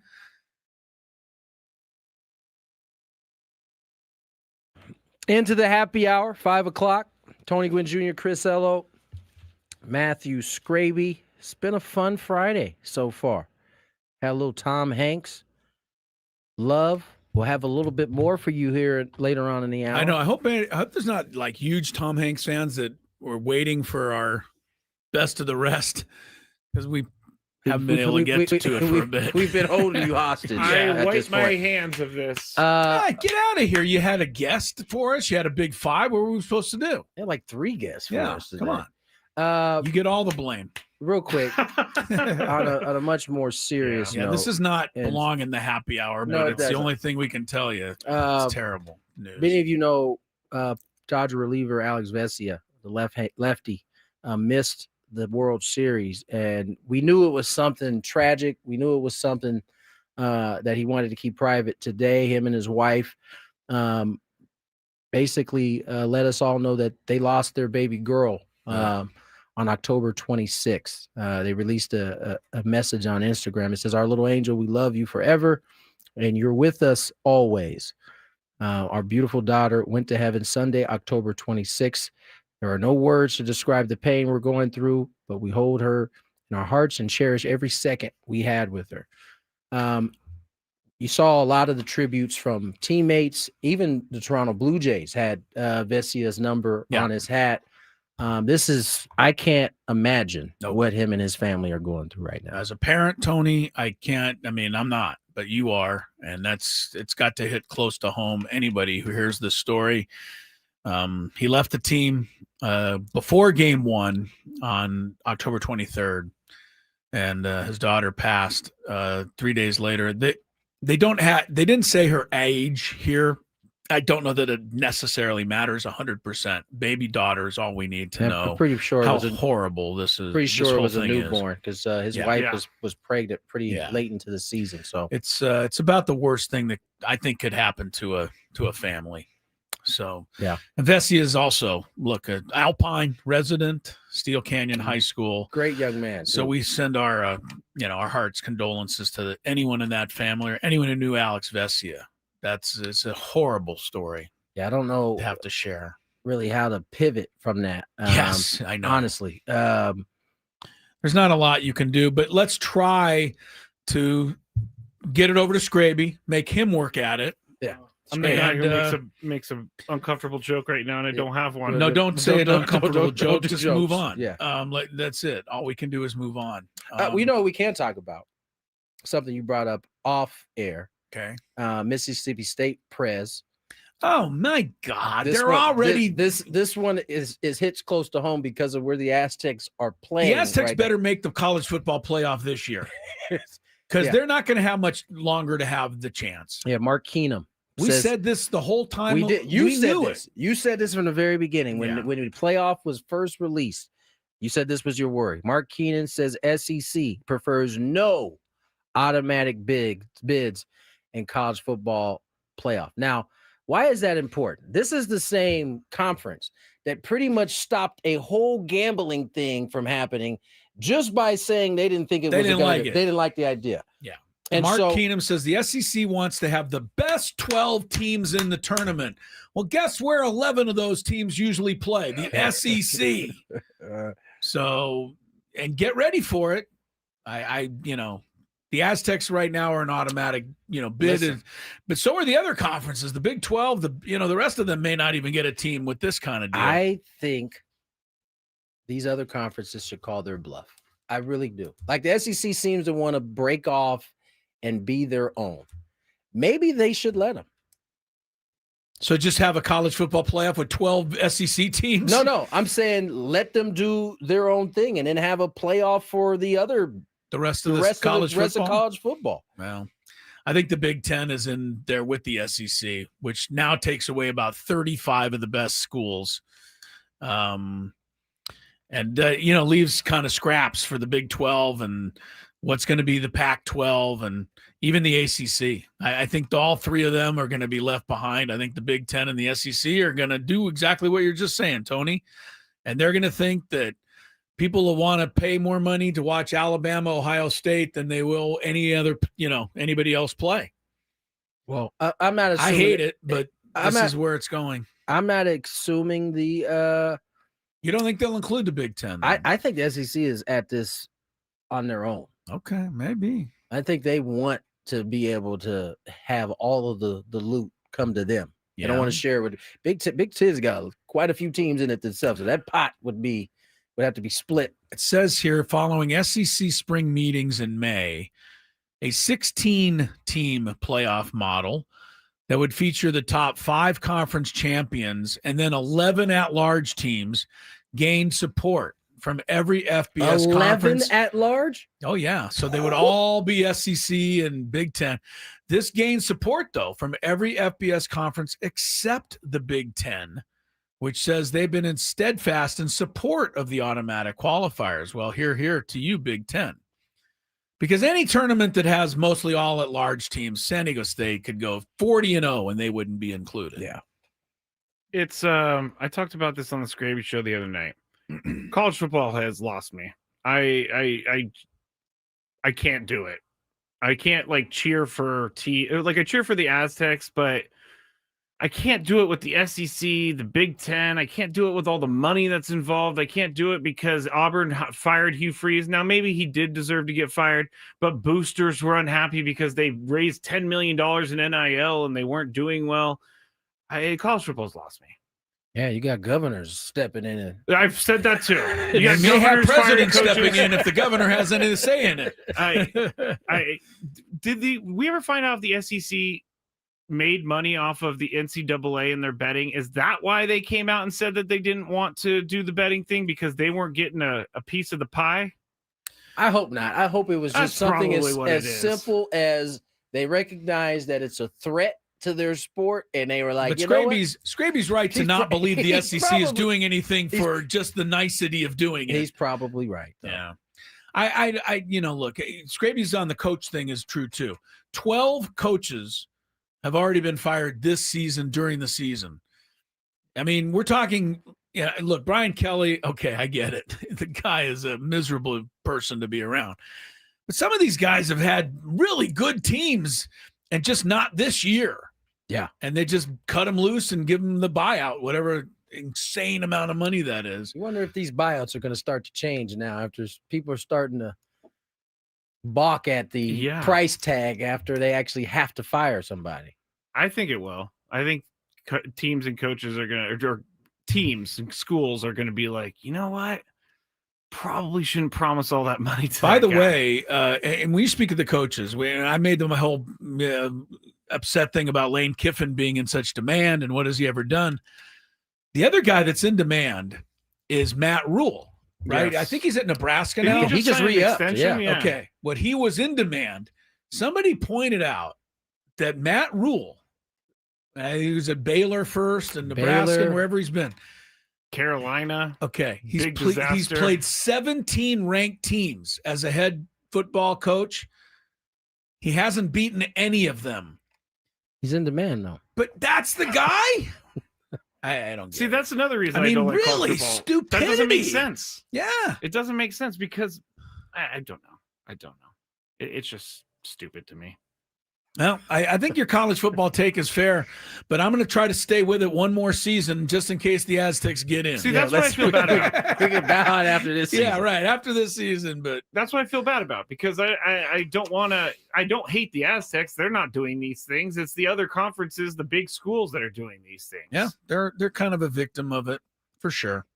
Very annoying. Kirk Kenney's going to be on with us to talk about the Aztecs here in a little bit, right? Yep. Next Did segment. our interview. Next segment. Get you ready for the Hawaii game and also address.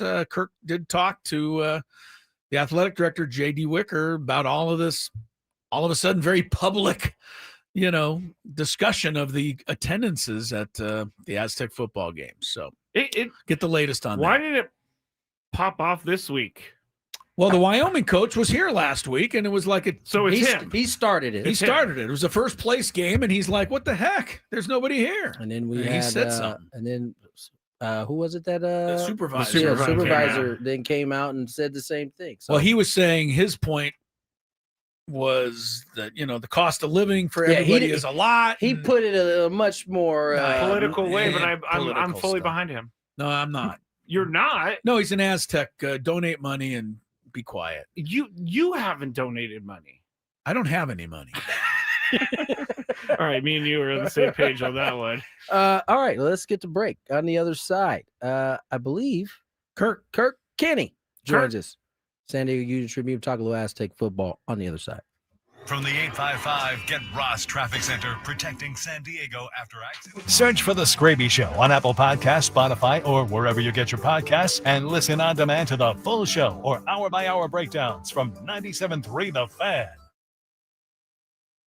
Think Verizon, the best 5G network, is expensive? Think again. Bring in your AT&T or T-Mobile bill to a Verizon store today, and we'll give you a better deal. Now, what to do with your unwanted bills? Ever seen an origami version of the kissing statue? Jokes aside, Verizon has the most ways to save. Friday time and time for our regular Friday visit. And today we bring in Gavin Sheets from the Padres as the Padres get set to start the 3-game series tonight against the St. Louis Cardinals. Gavin Sheets last joined us at spring training. I don't know if you remember that particular interview, Gavin, sitting out there by the benches, but we were really impressed and we really couldn't wait to see you play. But really at that time, I don't think anybody was, totally expecting what has happened since that time, which is, you having a great season and, putting yourself squarely in the middle of what the Padres have accomplished this year. So congratulations to you, and just talk a little bit about, what this season has meant to you so far.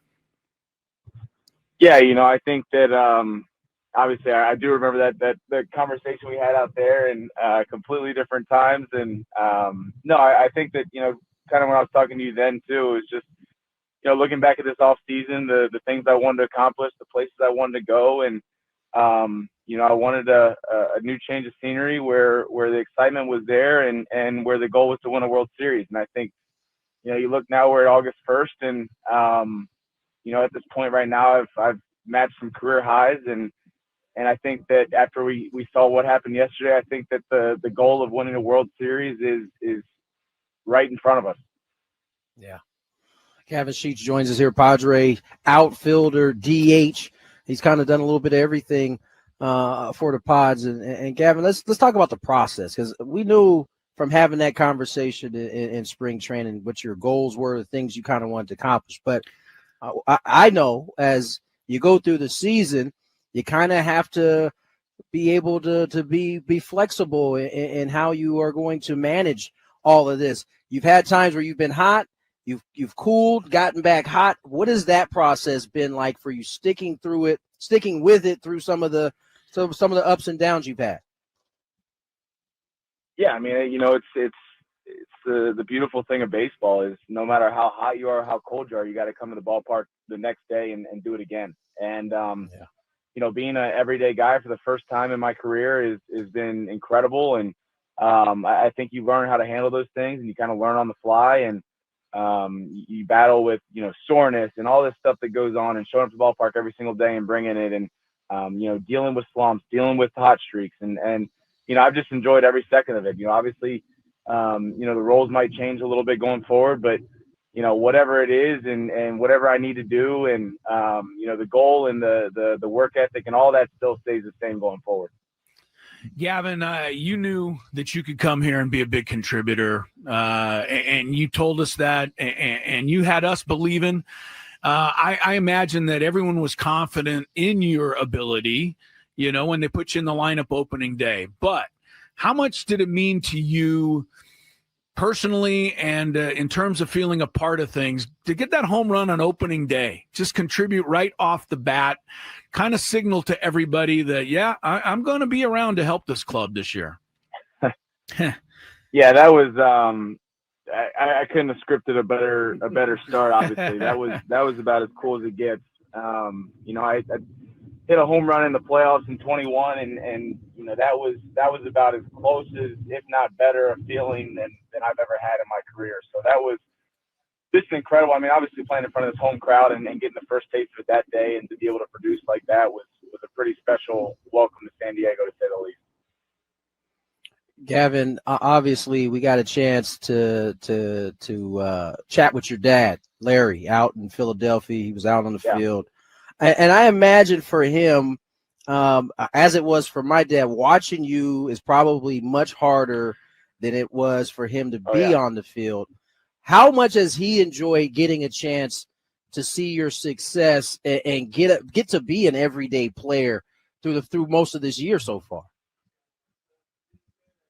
Yeah, you're 100% right. I mean, he stresses out more watching me than when he played, for sure. But he's thoroughly enjoyed it. He's thoroughly enjoyed watching the brand of baseball we play, the way we go about our business, and obviously being a contributing factor to that has made it enjoyable for him. He can't stand the West Coast time zone. He said he's losing a lot of sleep because of it, but he's thoroughly enjoying every second of it. Friday time, and time for our regular Friday visit. And today we bring in Gavin Sheets from the Padres, as the Padres get set to start the 3-game series tonight against the St. Louis Cardinals. Gavin Sheets last joined us at spring training.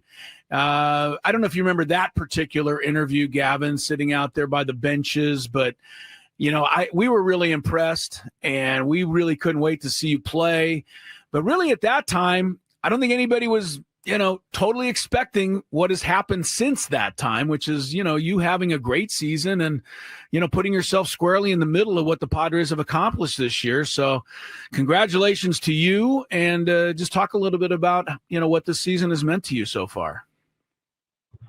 Yeah, I think that obviously I do remember that the conversation we had out there, and completely different times. And I think that, kind of when I was talking to you then too, it was just, looking back at this off season, the things I wanted to accomplish, the places I wanted to go, and I wanted a new change of scenery where the excitement was there, and where the goal was to win a World Series. And I think Too many San Diegans will go hungry. Let's try to do something about that. Join 97.3 The Fan and support the San Diego Food Bank. Donate food directly online through our Odyssey San Diego Food Fund, where every donation helps feed local families. Please go to 97.3thefan.sd.com/food fund and give what you can today. Kirk Kenney talking San Diego State football, getting us ready for, we keep saying it every week, the games get bigger. This time it's the University of Hawaii tomorrow night on the islands. And what are the Aztecs going to do about the lack of crowds? Kirk talked to J.D. Wicker. Now you will all get the latest. And indeed, time to talk a little Aztec football. Quickly, Tony, becoming one of our favorite subjects. We didn't, get too excited to talk about it last year at this time. But they've definitely grabbed everybody's attention now. Last year was a bit of a struggle for the ball club, and now winners of 6 straight, looking to make it 7, first place on the line. Yeah, last year Kirk Kenney kept calling us near the end of the season, said, when are you going to have me on? We're like, Kirk, team's like 3-10. But now Kirk is in demand, and he joins us from the San Diego Union Tribune, our weekly Aztec segment. Kirk, how are you, sir? I know you're not driving to Hawaii, so I don't even have to ask you about your travel plans this weekend. That is correct. Well, I'm glad to be here. I thought you would be interested when an Aztecs win or lose, but I guess you're not an Aztec for life. You're just an Aztec for when they're winning. You know that we are. All right, let's get the elephant of the room out of the way first and then talk about this team, which is what we should be talking about. But this week, the Wyoming coach, they were here last week. He comes out and basically takes a shot. I mean, almost embarrasses San Diego State by talking about how the seats were dressed as, or the fans were dressed as empty seats, and how it was an awful atmosphere at Snapdragon Stadium for the game last week. Then you get a county supervisor come out in the paper 2 days ago, and he says they got to lower the ticket prices. So whether they want to deal with this, unfortunately, it's kind of hitting the Aztecs head on right now, Kirk. And, I do feel bad for this team because I wish we were only talking about the team on the field. Yeah, they are doing something. They're doing a sale, 2 tickets for $40. So they're trying to attack it. But, I think it was exposed finally. They've been saying for a couple of years, once we start winning, it'll fill up. And I think the Wyoming game proved that that's not the case. The ticket prices, I think, are still too high, and they're going to have to address that, I think, going forward. Is the new sale that they're putting out, is that a direct response to what they faced over the last couple of days, or has this been in the works? It's been in the works. They did a flash sale for the Cal game that was $15 a ticket. So they've been doing various different things. They don't want to do it like every game, because then it's like you're telling your season ticket holders, just wait and you can get tickets cheaper than you can get for a season ticket package. Right. But they need to do something to get some fans in the stands. And from what I'm seeing so far, a lot of people are buying up those 2 for $40 deals. Yeah, well, you do have Boise State right next week, and if you beat Hawaii, and we'll talk about this game, the Boise State's going to be the big one on the schedule. But last thing on this, Kirk, because I know you talked to J.D. Wicker, the athletic director. I'm sure he's probably tired of talking about it. You probably don't even want to keep asking him about it. But what is his response to the people out there who are wondering, okay, why don't we just lower the ticket prices? Because everybody says we should. He hits it on a few different ways. One is that they've got to kind of protect the price point for season ticket holders. Yeah. Also, he made the point that, they had to build that stadium. They weren't like an NFL team that had the city or the county build it for them. Okay. And so they've got various reasonings for why they have to keep the prices up. But at the same time, if you're going to keep only having a half full stadium, you have to do something. And I think at some time in the future, he's going to have to kind of come to grips with that, and they're going to have to do something else. Yeah. With Kirk Kenney joins us here, Union Tribune. Kirk, with success, as we've seen this team start to have, inevitably the staff starts to get some notoriety, and inevitably other teams come a-calling. I saw you spoke with JD about this very topic as it pertained to Sean and the success he's had. It sounds like if it's up to them, they want to keep Sean here as long as possible. Oh, I definitely think they want to keep him, and he's proven that. Well, this season they've turned things around. I think he's done a very good job. Yeah. Focusing the team and really getting them motivated, and I think he's the guy for the program. As you mentioned, there's already, I think, a dozen FBS jobs open. Yeah. Most of those are Power 4, though. I don't know that he's going to be a candidate for those yet. Where I think he would come into play is whoever fills some of those jobs. Does that create other openings and kind of a domino effect that might make that's virtually how he ended up here the first time. Is the same type of domino effect happened. Yeah. Yeah, I mean, the good news remember Brady Hoke. The good news was Brady Hoke put the Aztecs on a bit of a national stage. The bad news is that Michigan wanted Brady Hoke, and so obviously he was going to go there. And fortunately, at that time, Rocky Long stepped in, did a great job. Kirk Kenney is with us. Aztecs do play at Hawaii. The game is tomorrow night at 8 o'clock, as far as we're concerned here. Look, Hawaii's having a decent season, right? I mean, it's always difficult to go over there. You take your team, 6-hour flight, get over there on the islands, the distractions, etc. But the Aztecs can't afford any distractions because this Hawaii team, at least what I've seen, is putting up some yardage, putting up some points pretty much on a weekly basis. And the Aztecs better bring it.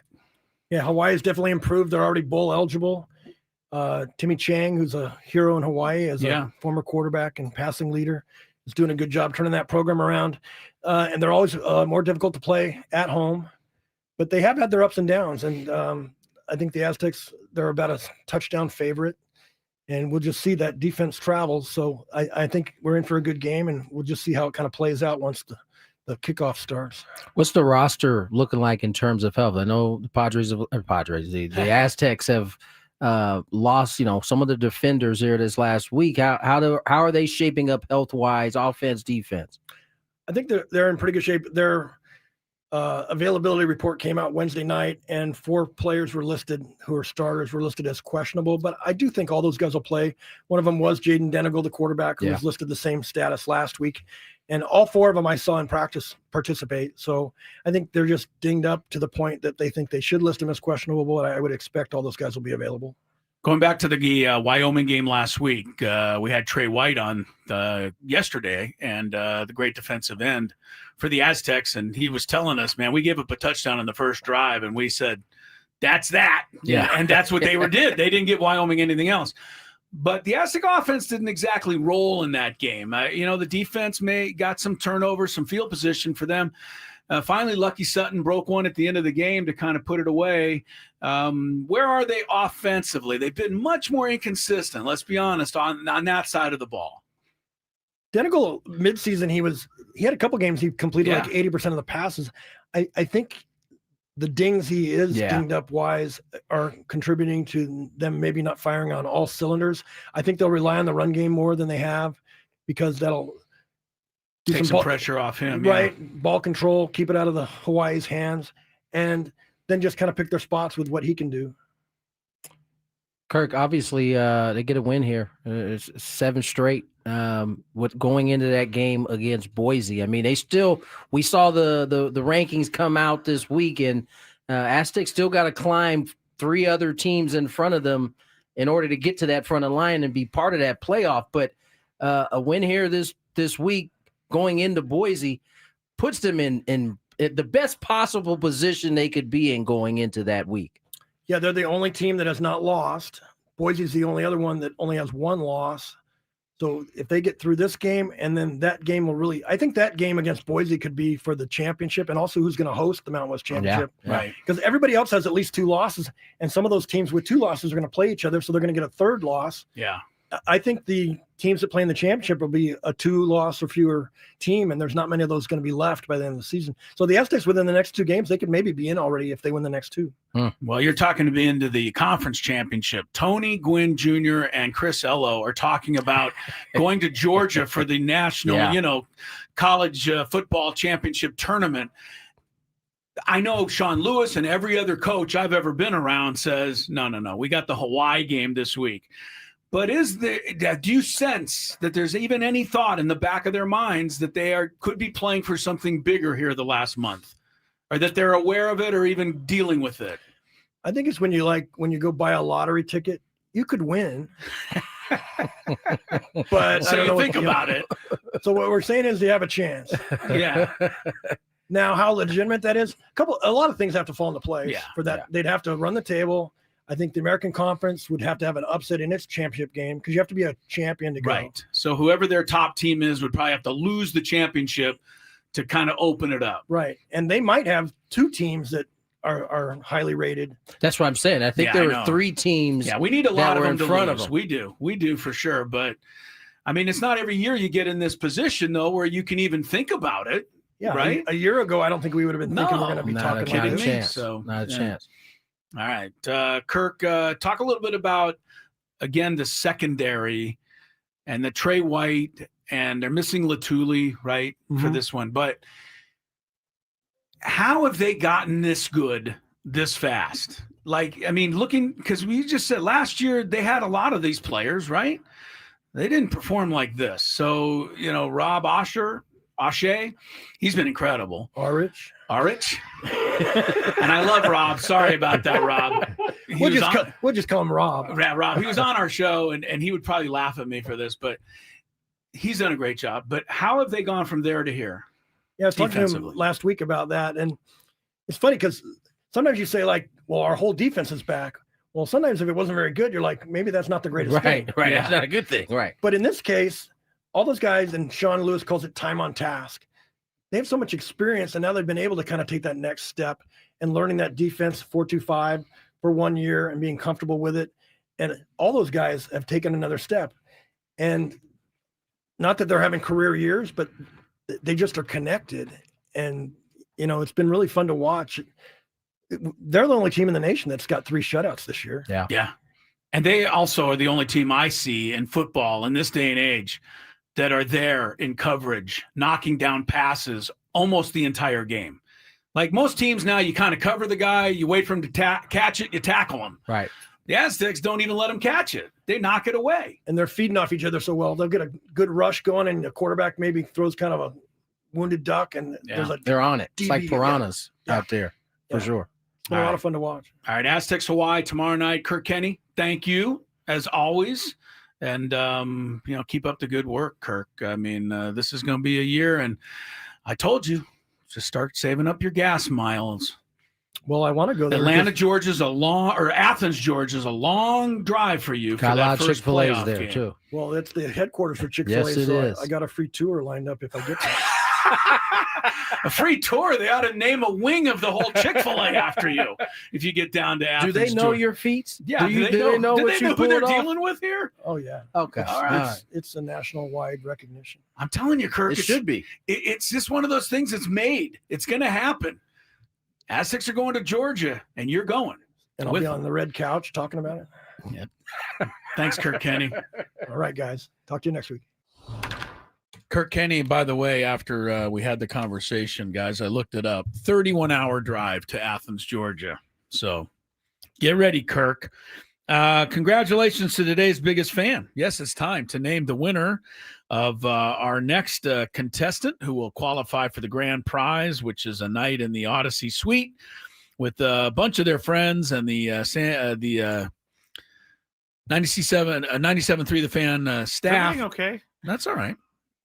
It's late in the day. It is late. But anyway, if you win this, you get a really cool prize. You get to go to the Padre game in the suite. But you got to qualify, and then you'll win it. But you got to qualify first. And today's biggest fan winner is Margarita Lopez. San Diego?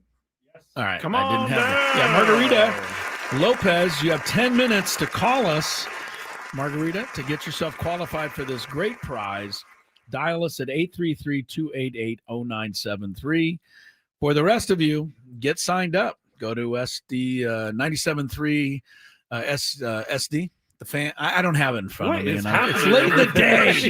Register your name. Here we go. 97.3 The Fan. SD.com/biggest fan. Leave me alone. That word was beating Chris down. We've had like 45 people in studio today.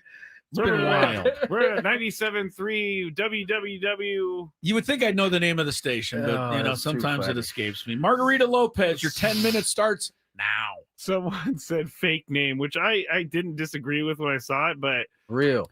It's real. Margarita Lopez? Yeah, I don't know about you that. can only say, That part I don't know. I'm Yeah. just doing what I'm told for a change. No, that's fine. All right. Take a break. Ben and Woods on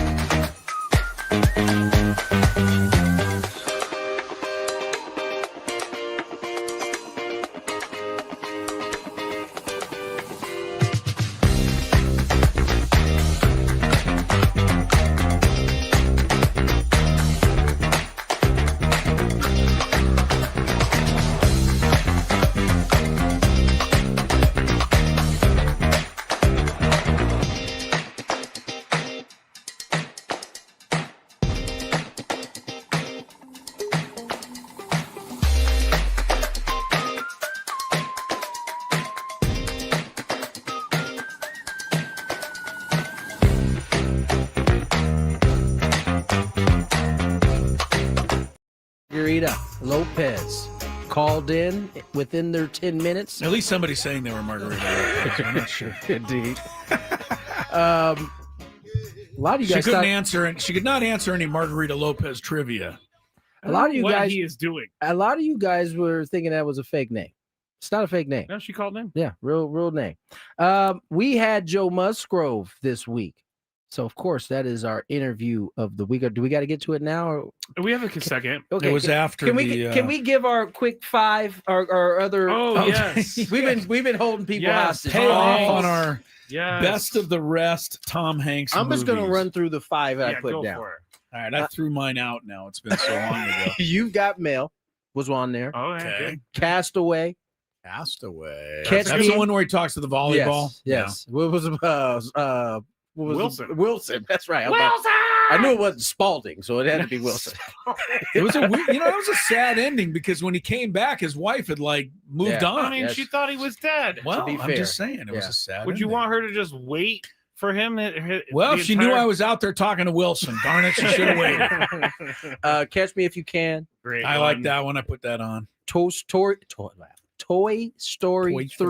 Wow. Toy That's- Story 3. That's when the kids started rolling in my life, right? Ah, so that's okay. I All right. wasn't was into important. toys. How many Yeah. times you put that one on the video? It played for a year straight A year in the car. straight. In the car, Yes. just every day. And last but not least, Captain Phillips. All right. Man, we have a pretty similar list, but I have Apollo 13. That's a good one too. I have to X that one off. I had Houston, that we one have on. a problem. They did. I also They had a have problem. I put this on there for a few people in the chat, but Splash. Yeah, I didn't see that one. it was bad. Not good. Yeah, it huh? wasn't. I wouldn't recommend. Chris There's doesn't others. like mermaids, apparently. Nah. That's it for me, though. That was Tony, it. Tony said the other ones. Oh, Wait, yeah. one more. Road to Perdition was a great one. You like that He one? plays a murderer, and Tom Hanks doesn't do that usually. I think the only one I would include is this really off-color one that was early in his career, but I recommend, and it's called "The Man with One Red Shoe." I've heard you say this before, Because it's good. It's a kind of a mystery comedy, and it's all surrounded mistaken identity. I think it's good.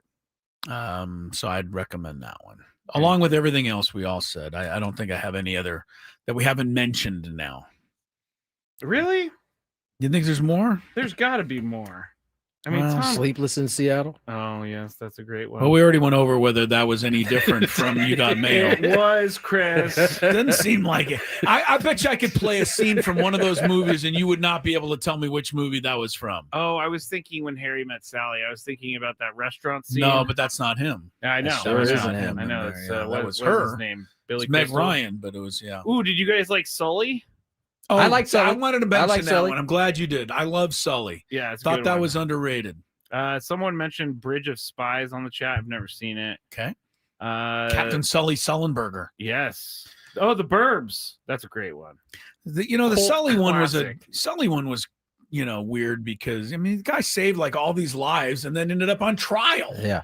Because the airplane got wrecked. Yeah. You know that movie is similar to me of the. Did you ever see the Washington Denzel one? Yeah, where he was Flight, drinking. Yeah. Oh, Flight. Where he saves everybody's life, and then they find out he was just drunk as hell. When that was kind of good. At the end of the movie, when he is like he has to go testify or whatever, and they put him in a room with a mini bar, like as a alcoholic, that was tough. That was intense to for you to watch, because huh? it's like, do I? Don't I? I know that feeling so well. Denzel, great movie. Denzel can make you feel that too. He's an okay actor. He's pretty good. All right, some traffic, then Joe Musgrove. From the 855 Get Ross Traffic Center, protecting San Diego after accidents or injury, here's Kelly Danick. Still a few problems out here, guys. Westbound 52 at Regents Road. Got a collision that's been moved over the right shoulder. Also southbound 805 before Plaza Boulevard.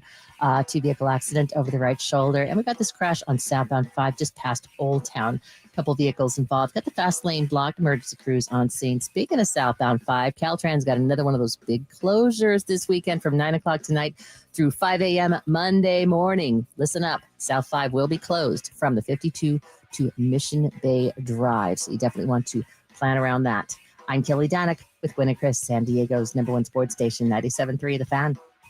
Joining us here on Gwynn and Chris right now, none other than Joe Musgrove. Joe, how are you, my friend? I know you're on your way to a wedding. Thank you for your time. Absolutely, man. Yeah, it's been a scramble today, but we're on the road and en route, so. Good. You're not performing the ceremony as I am for my godson next Friday. I'm getting a little nervous about it, actually.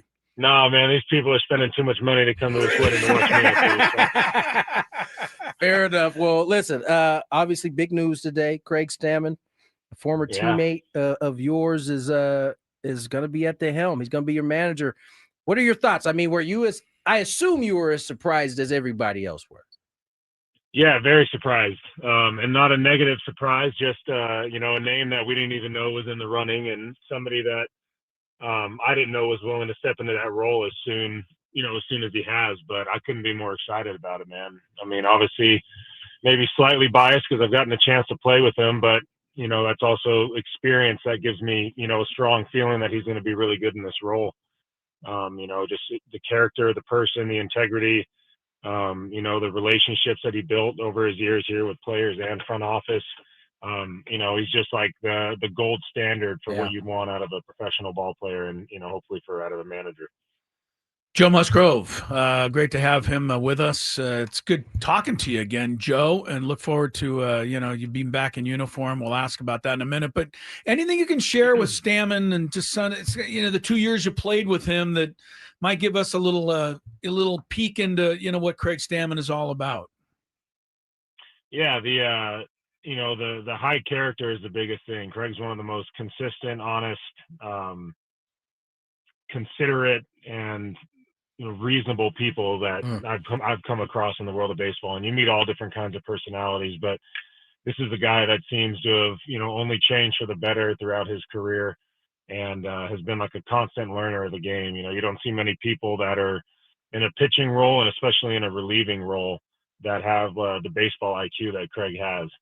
And I know I've seen it over the last couple of years. I think 22 is his last year playing, and being around the complex, it's like his mind is completely shift from player mode to now I'm here to help these guys and be a mentor and offer my experience, and now my chance to kind of learn what the next step or the evolution of my baseball life is going to be. So getting to work with them in like a different role where it's more of a friendly face, that doesn't have the intensity of, trying to perform every night, has given me a chance to see, who he is away from, the playing side of the game. And he was a big factor in the last couple of years of getting our leadership group together and, helping be that mesh piece between the front office and the clubhouse.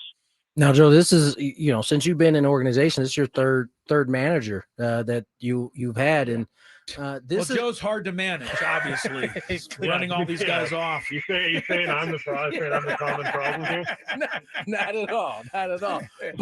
But you've experienced a new face come into the locker room. Now, Stam obviously is not a new face. He's been around in the clubhouse, on the field.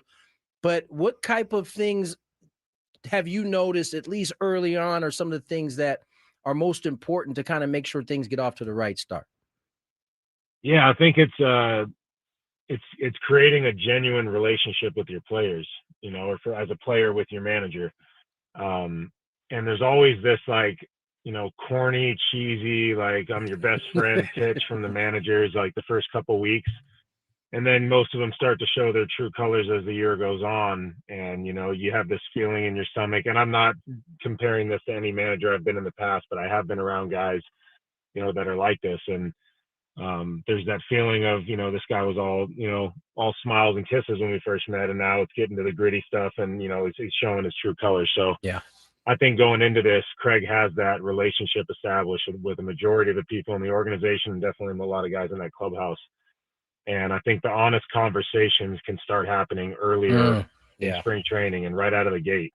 I think the whole open door policy is going to be a truer open door policy where, guys are comfortable going in, speaking to the manager about, issues. And I know people complain about, the maybe too friendly of a relationship with some of the players, but I really don't see that being an issue. I see that only, helping us as a group is like the open communication, and maybe the communication gets a little more heated, but these are guys this is the guy in Craig that's been on the field and been in this situation in the last handful of years. So I think he can relate to the players on a much higher level.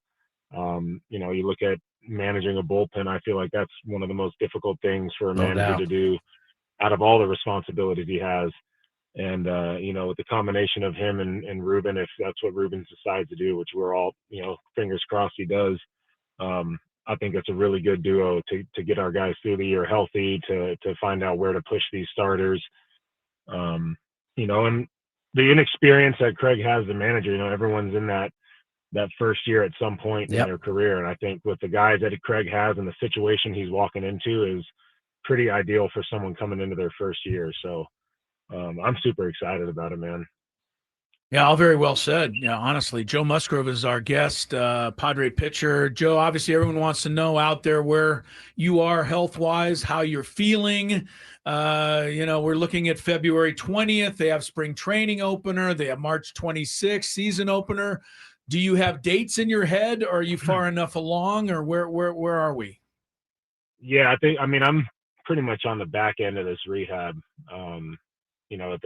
During that playoff push, I was, building up in hopes that if we got far enough, I'd have a chance to pitch. So I was in a pretty good spot there, felt like I was within reach of having a chance to pitch.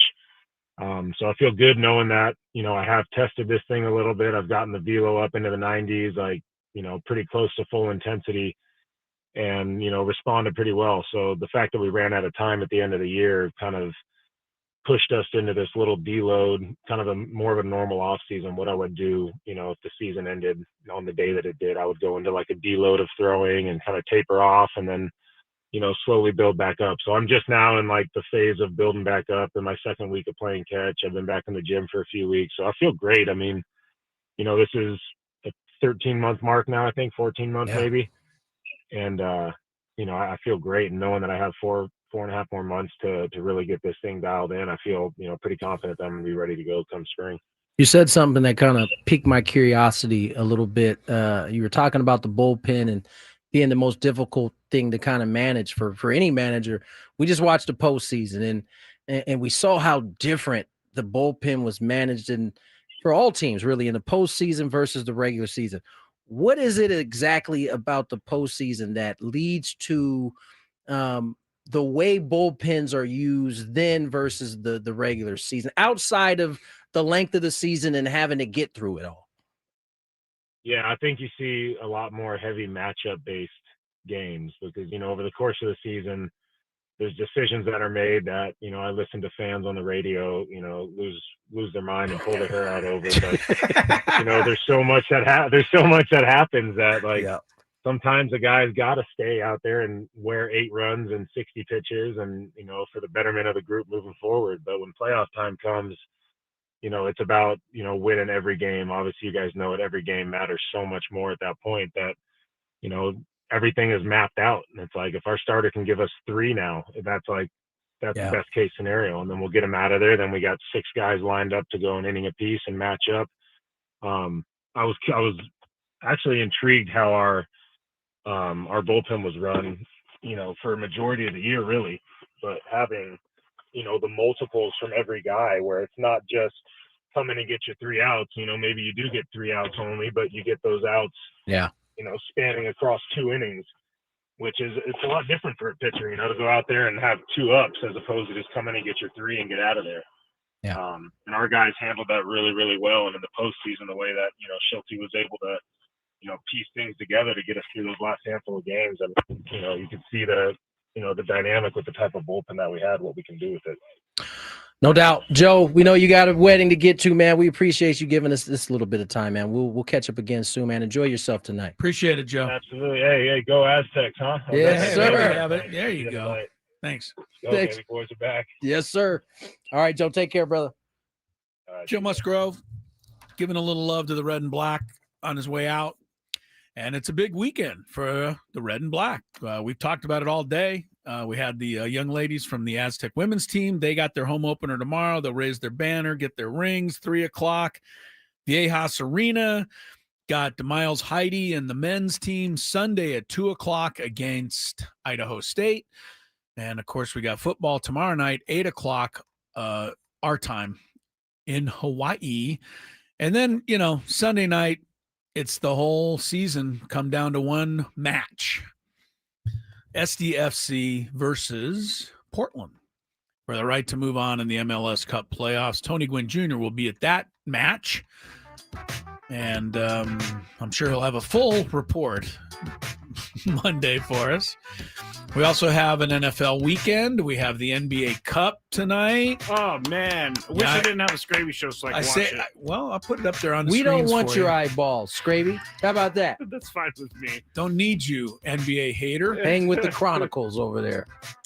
The Chronicles are coming up. Yes, they are. I don't know what's left for you to talk about, man. We've hit it all today, but sure you'll find something. Good luck, buddy. It's one of those days where I'm like, why did I sign up for this extra hour again? For Tony, Skraby, Chris Ello, have a great weekend, everyone. Good night.